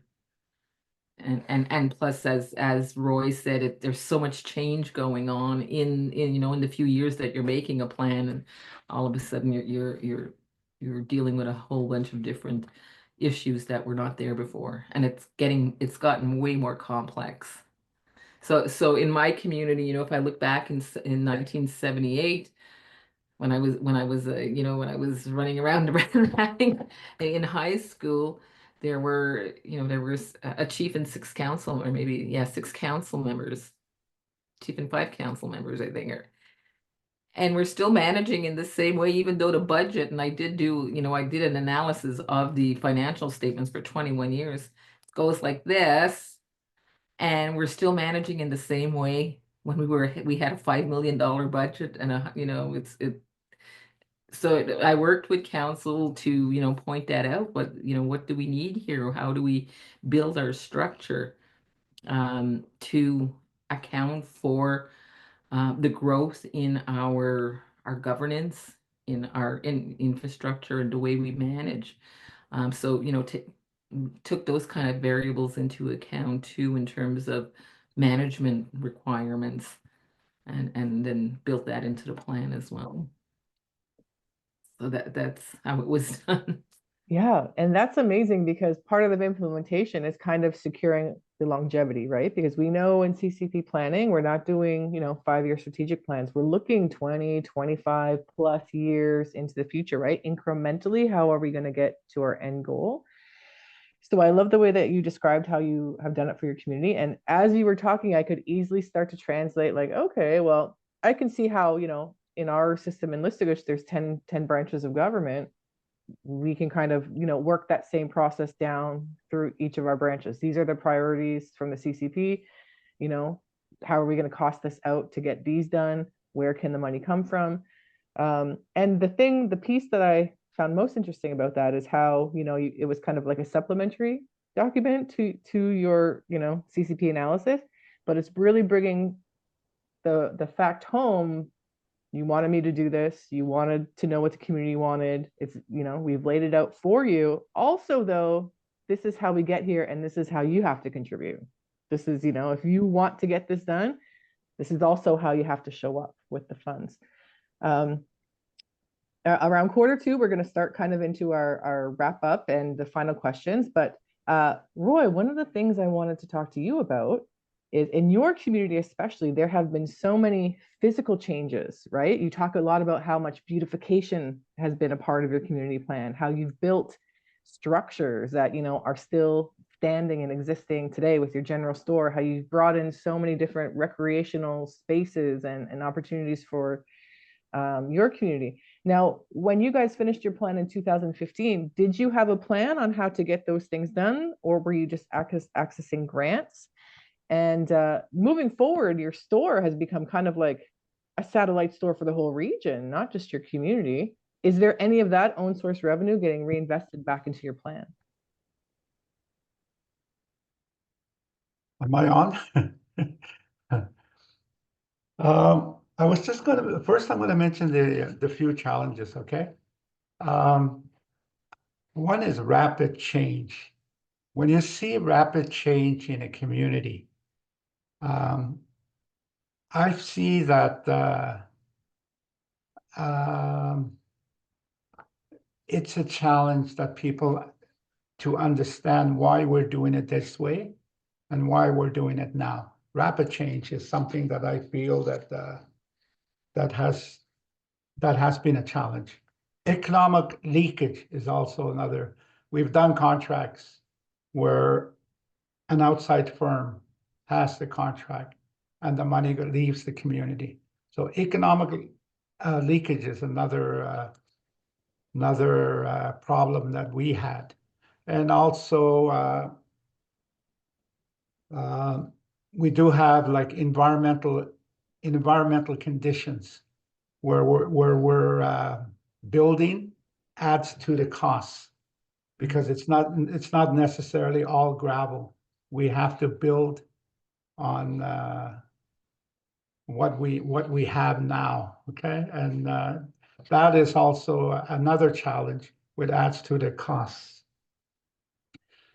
I'm just going to touch a little bit on yes, some of these projects were planned, and we did try to secure funding from other sources, not from the ban administration or capital.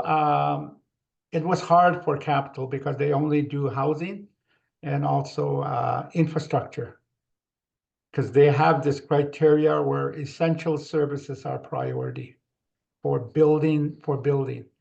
But we did have kickstart projects on our comprehensive community plan that were not covered by that. So we had to find. We did use some of our own source revenue, like even the plan that we did. It cost us a little bit of money to hire the professionals. We had to pay for that. We did not apply for Indigenous services to help us. We used our own money.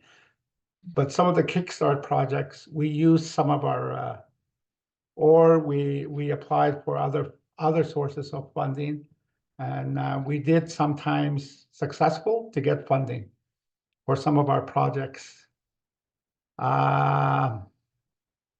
But we were not able to build like a big building besides the store because we had to sacrifice 2 years of our economic development fund into that store. So we had some capital to build the building. But this is the vision that some of our directors is to try to get other sources of funding to do these projects.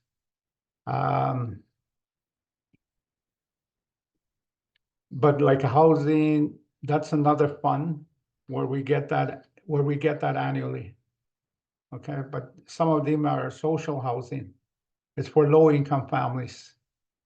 We're just starting some years back. We're starting home ownership, where people are building their own houses. But again, they face challenges. Yes, Don, we do have we try and use whatever we can get for funding.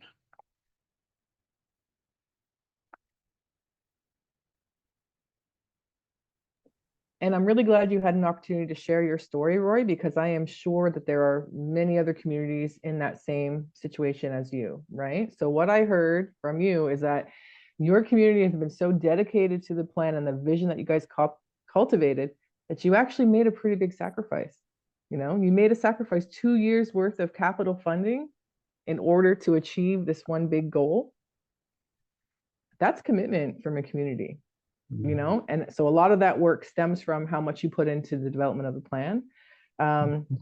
Government funding, you know, that's never really a guarantee or a constant, and not all communities are in a position where they do have own source revenue, or they've done really, you know, they've made big steps securing trust funds or, settlement agreements for themselves. But your community is an example of like where there's a will, there's a way, and that challenge may always be there. Funding, money, it will always kind of be there, as long as we're kind of stuck in this same sort of, system. But it's so inspiring to hear you recognize a challenge, acknowledge the challenges, and say, yeah, our community knows about it too. And, so we make choices. You prioritize, like Francine said, right? You prioritize. You prioritize to what goes in your plan, but then there's like a second layer of prioritization. What are we going to do? What can we do right now in the plan? What's the most feasible or the most important amongst all these important things? So from both Francine and you, I've been hearing that seems to be a very productive path, a very productive process, right? Going through that prioritization, and then like for your community to kind of go without much infrastructure development for 2 years in order to acquire this store, which has exploded with so much success. That is an amazing feat on itself. So I'm going to turn this last funding question over to Marie-Ève. Maybe you want to do it in French for her, Emmy, but basically what I'm kind of curious about is because her community had so much political support, how were they able to fund a lot of the projects that came from their implementation?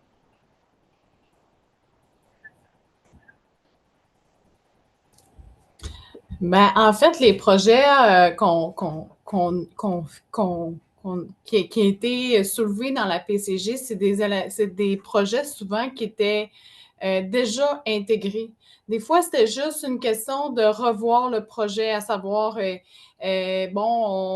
ajouter un élément qui avait été mentionné en PCG, mais ça n'a jamais été nécessairement de revoir ce que je veux dire, ça a été juste de revoir la manière dont on faisait les choses.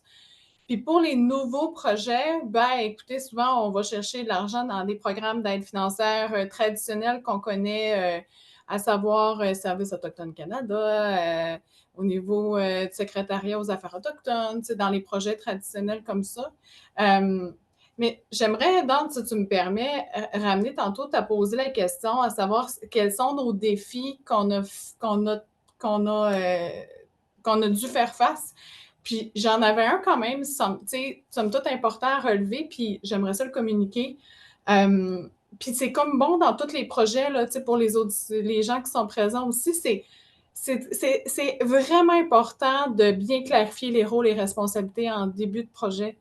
Des fois, on veut partir vite, on est enthousiasmé, tout ça, puis à savoir vraiment le rôle de toutes les parties, parce que ça paraît bien comme ça, là, mais il a quand même fallu camper assez rapidement tous les rôles du côté politique, du côté administratif, des membres, de la coordonnatrice en PCG, du comité PCG, tantôt je vous ai un petit peu parlé, puis aussi les flots de communication, qu'est-ce qu'on voulait communiquer, bien communiquer à notre population. Fait que c'est quand même des éléments que je voulais apporter en précisant.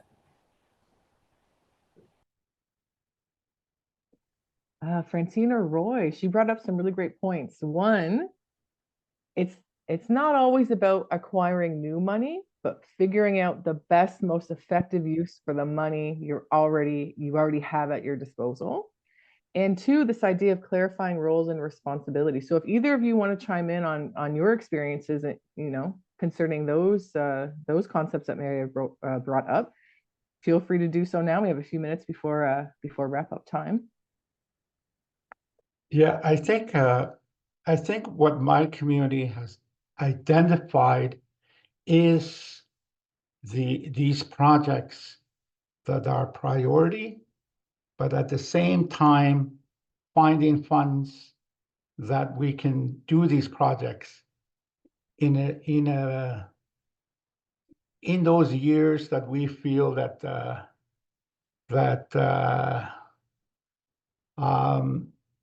we can achieve these projects in a timely manner, and that I think has benefited us, and because these projects have come from community consultations, so we're able to do them. So I don't,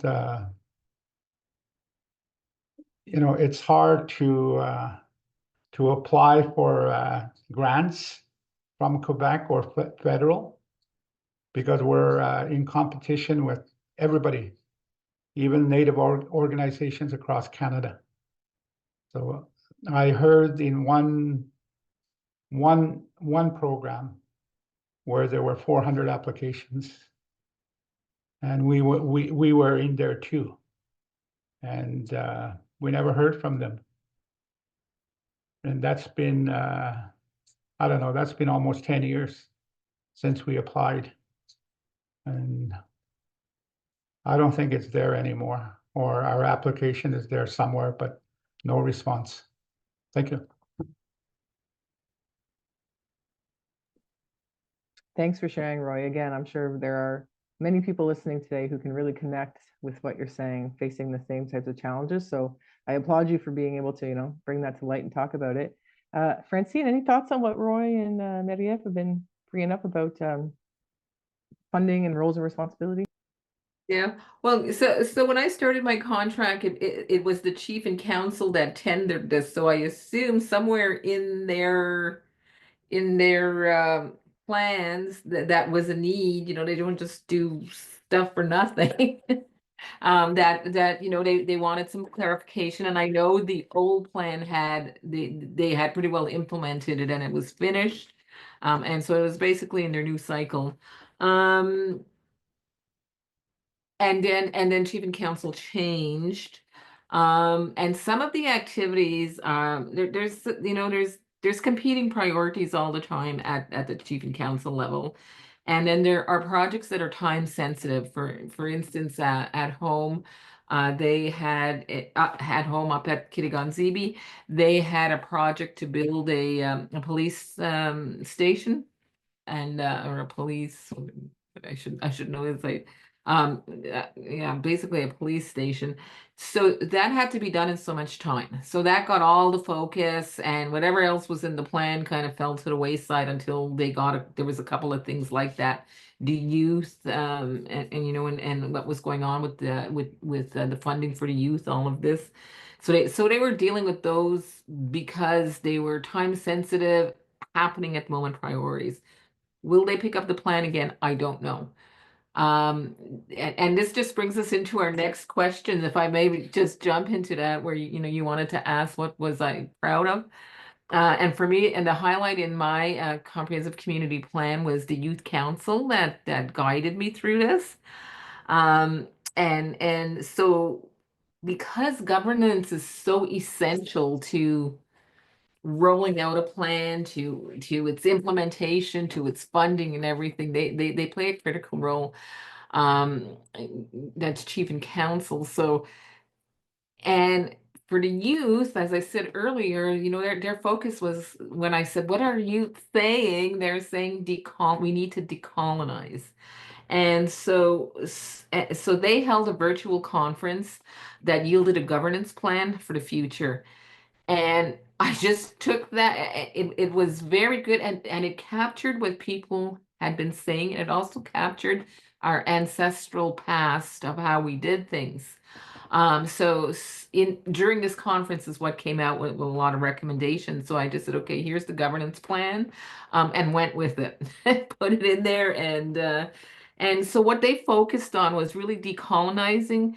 So they said, let's get rid of the off reserve, on reserve ideas, and never use those words again. So that does not appear once in our report, nor does the word band or band council, or that doesn't, and nor does the word Indian Act, except there's a reference to it somewhere that was quoted. So we put it in. That was the only time it appears once in the report, because the words you use make you think and act.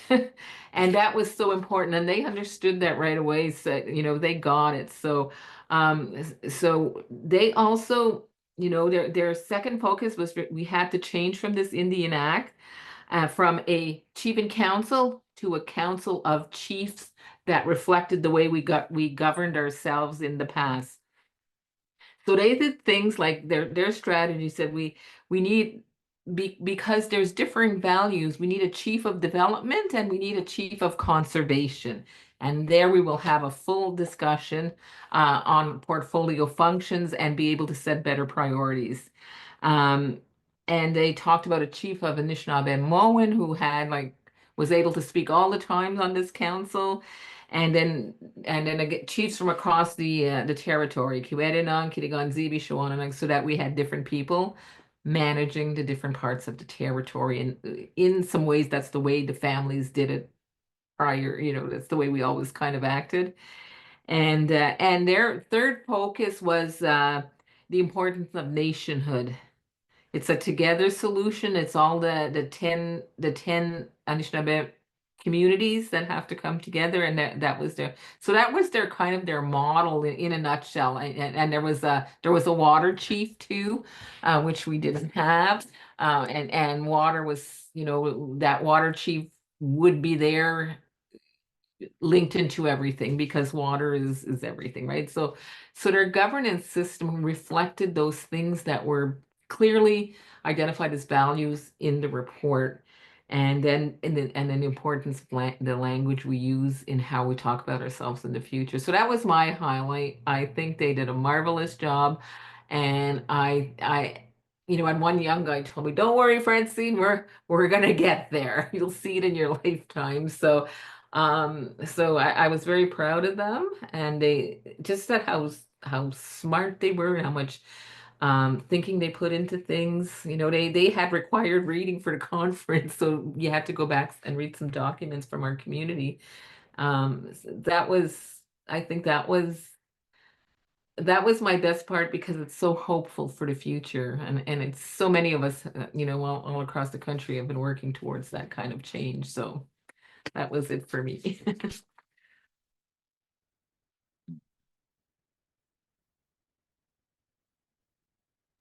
All right. So yeah, Annie, maybe we can go to Marie-Ève next.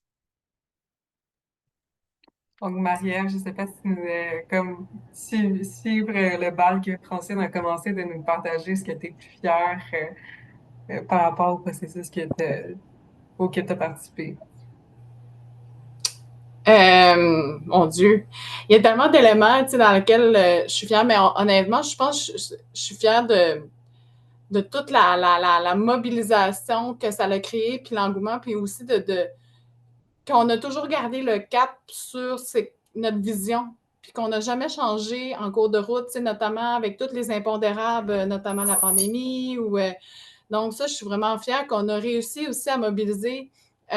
Nous, ça a donné à peu près 60% quand même de mobilisation au niveau de la communauté. Donc, quand on parle des membres sur et en réserve, Francine en a beaucoup parlé, mais on a su mobiliser nos jeunes à l'école avec nos jeunes du secondaire. On avait des ambassadeurs aussi de jeunes qui parlaient à nos jeunes sur leur importance de s'impliquer.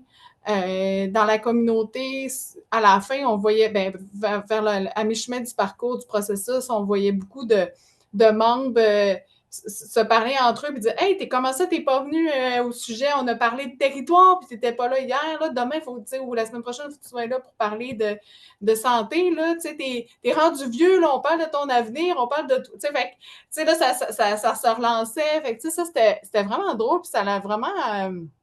je pensais pas qu'entre eux, ils allaient s'auto-motiver à participer. Fait que ça, j'ai trouvé ça vraiment inspirant puis fier.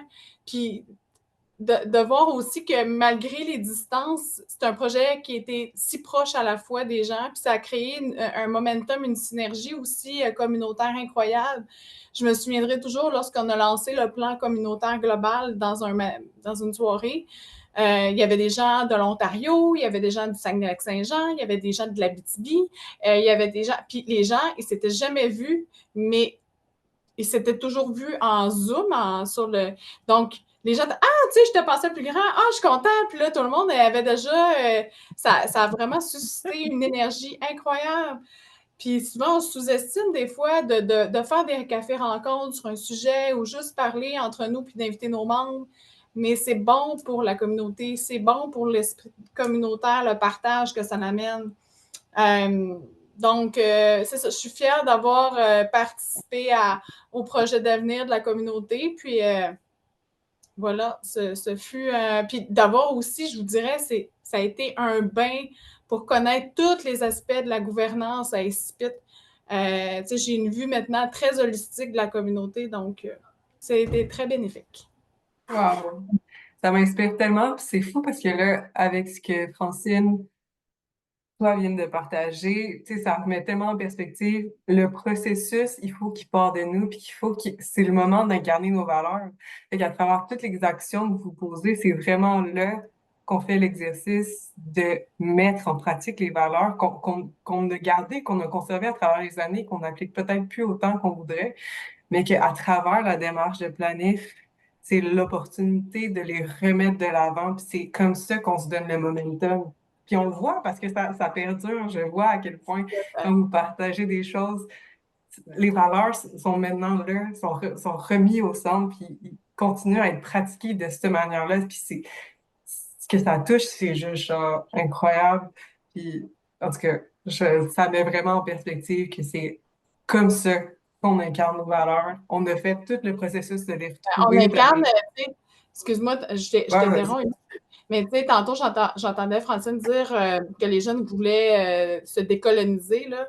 Puis je trouvais ça drôle parce que ce projet-là, c'est exactement ça qu'ils ont fait. Tu sais, c'est exactement ça vers. Tu sais, ça se dit que c'est un projet par nous, puis pour nous, pour l'avenir. Tu peux pas avoir meilleur un projet d'autodétermination que ça. Fait que c'est pour ça que maintenant, tu sais, dans nos communautés, puis tu sais, avec vous autres, les DD, on le tourne plus sur un projet d'autodétermination qui se veut si grand et si fort. Mais il faut mettre la volonté, il faut mettre le temps, l'énergie quand même. Il ne faut pas dire ça va se faire tout seul. Non, non, c'est pas vrai. Puis des fois, tu sais, Roy l'a aussi bien dit, c'est de ne pas avoir peur d'aller chercher de l'aide, de découvrir, tu sais, de voir nos forces. Puis, tu sais, on a toutes des forces et des faiblesses, mais d'aller chercher les gens pour faire en sorte de bien planifier l'avenir, c'est important.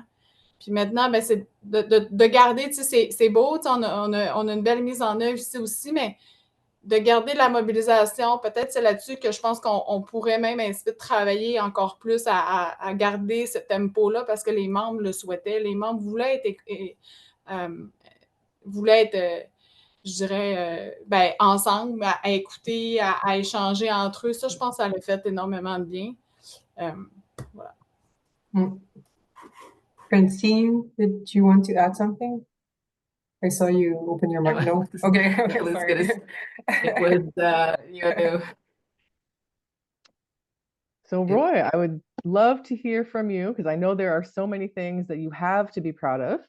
But thinking back on your community's ability to implement over the course of 10 years, and like you said, challenges and all, what would you say you're most proud of?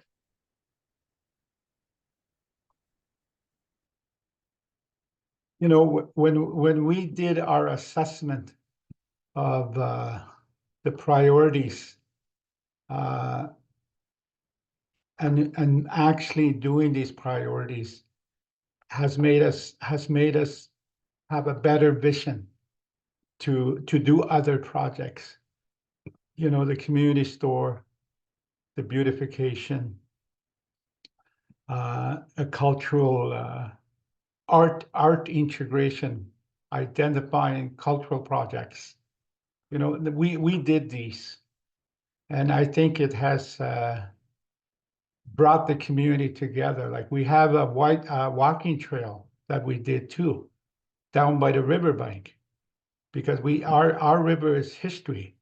So we were able to do a walking trail with signs, and also, you know, the signs created history panels. So when you walk on your the walking trail, you can stop and read these signs.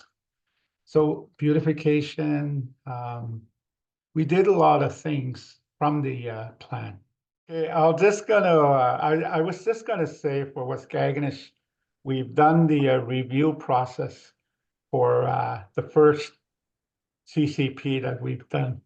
We did have a review with Indigenous Services. We got some money and we were able to use a professional to help us. Where we are today is we're trying to do another CCP. We've started our discussions, okay? It's just getting the money to do the second CCP for Waskaganish, the next 20 years, something like that. The next 20 years or the next 10 years, okay? But we've had our discussions. So that's where we're going with our CCP. We've reviewed some projects that we've done, but more on my community and also for me personally, with CCP has made me a competent person. It made me speak about planning more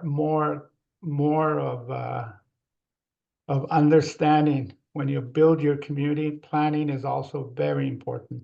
So I'm there to understand that when I work with my council, my managers, our department.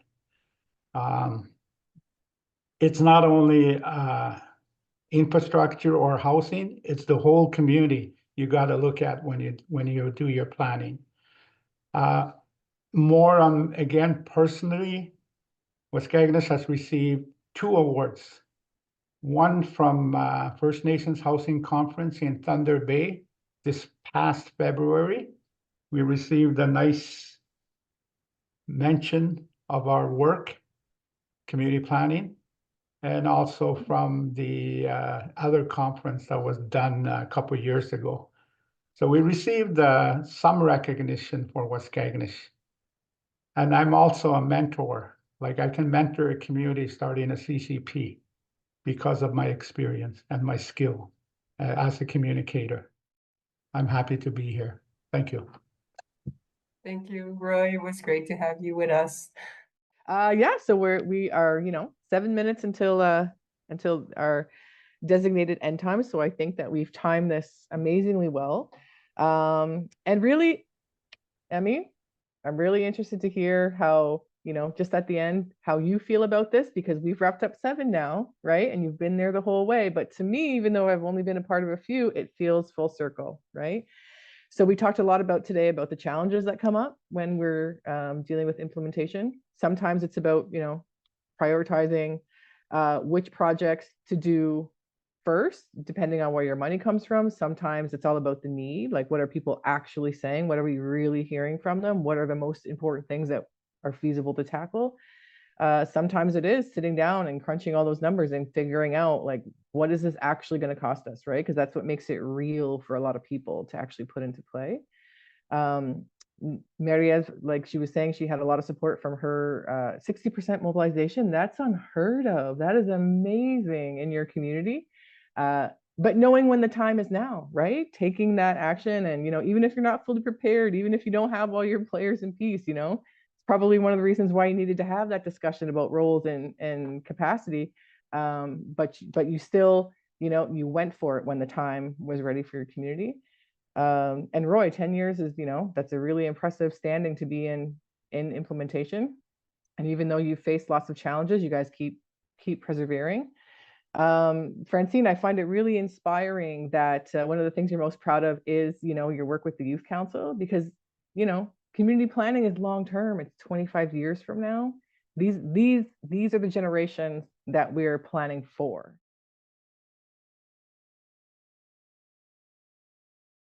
Oh, I feel bad. I could never do that wrap up justice. I've got like 6 pages of notes just from all the amazing things that we've heard today, going right down to techniques on how to, and how to keep your communities up to date on how implementation is going, on to how you can budget for things and how you can prioritize within your plan. Amazing things. So I'm going to speak in French. Je vais juste finir en disant à quel point j'ai de la gratitude pour ce webinaire, pour les partages qui se sont faits, pour le temps que vous avez mis. Je vous remercie tellement d'avoir accepté nos invitations, aux interprètes qui nous ont aussi également aidés, à toutes les personnes qui ont fait le support technique, à toutes les personnes qui ont assisté. Je vous remercie vraiment d'être là. C'est un cadeau. J'ai vraiment l'impression qu'on fait bonne chose en prenant le temps d'avoir ces discussions-là. Je suis en admiration devant votre savoir. J'ai l'impression que je suis tellement chanceuse que vous soyez dans mon chemin puis d'apprendre de vous. Aussi prendre le temps de souligner que Catherine, tout le travail qu'elle fait, je sais qu'elle a tout un espace dans nos vies particuliers, tout l'effort et toute l'énergie qu'elle y met pour être là avec nous. Je veux dire, je vais finir avec ça, qu'en tant que jeune, j'ai espoir. J'ai vraiment espoir avec tout ce qui est dit, avec tout ce qui se fait, où on en est rendu, dans le processus qu'on est, comme a dit Marie-Ève. L'autodétermination, c'est ça, on retrouve ce qui est plus important pour nous, on en parle, on prend le temps de s'en parler, puis en tant que jeune, je vois à quel point on a créé ces espaces-là, puis c'est vivant. Comme c'est plus, ah, on espère avoir ça demain, non, c'est là aujourd'hui. Je veux vraiment prendre le temps de reconnaître qu'est-ce qui est là. J'ai pas plus que ça. Je suis juste dans la gratitude extrême. Donc, je ne sais pas si vous avez d'autres mots, mais sinon, merci encore. C'est merveilleux le travail qu'on est capable d'accomplir. C'est merveilleux le travail que vous êtes capable d'accomplir. Puis, continuez. Continuez pour le bien de tous. Thank you, Emmy. And to everyone else, thank you so much for your time today, but more importantly, for your commitment to your communities. You guys are leaders, you're inspiring. I know that Catherine and Emmy will let us know when the recordings are available online, all 7 of them. And for anybody listening who's still in that participants chat, if you want to know more from these amazing women and from Roy, who have so much knowledge, just reach out. Emmy and Catherine, I'm sure, can set you up with some contacts, because you know, some of these things that I've heard today have just re-inspired me to kind of get back in the CCP game in my own community. So thank you so much. Weebulalin. Have a great day, everyone. Prenez soin de vous. À la prochaine. Take care, everybody. Merci, bonne journée. Ciao.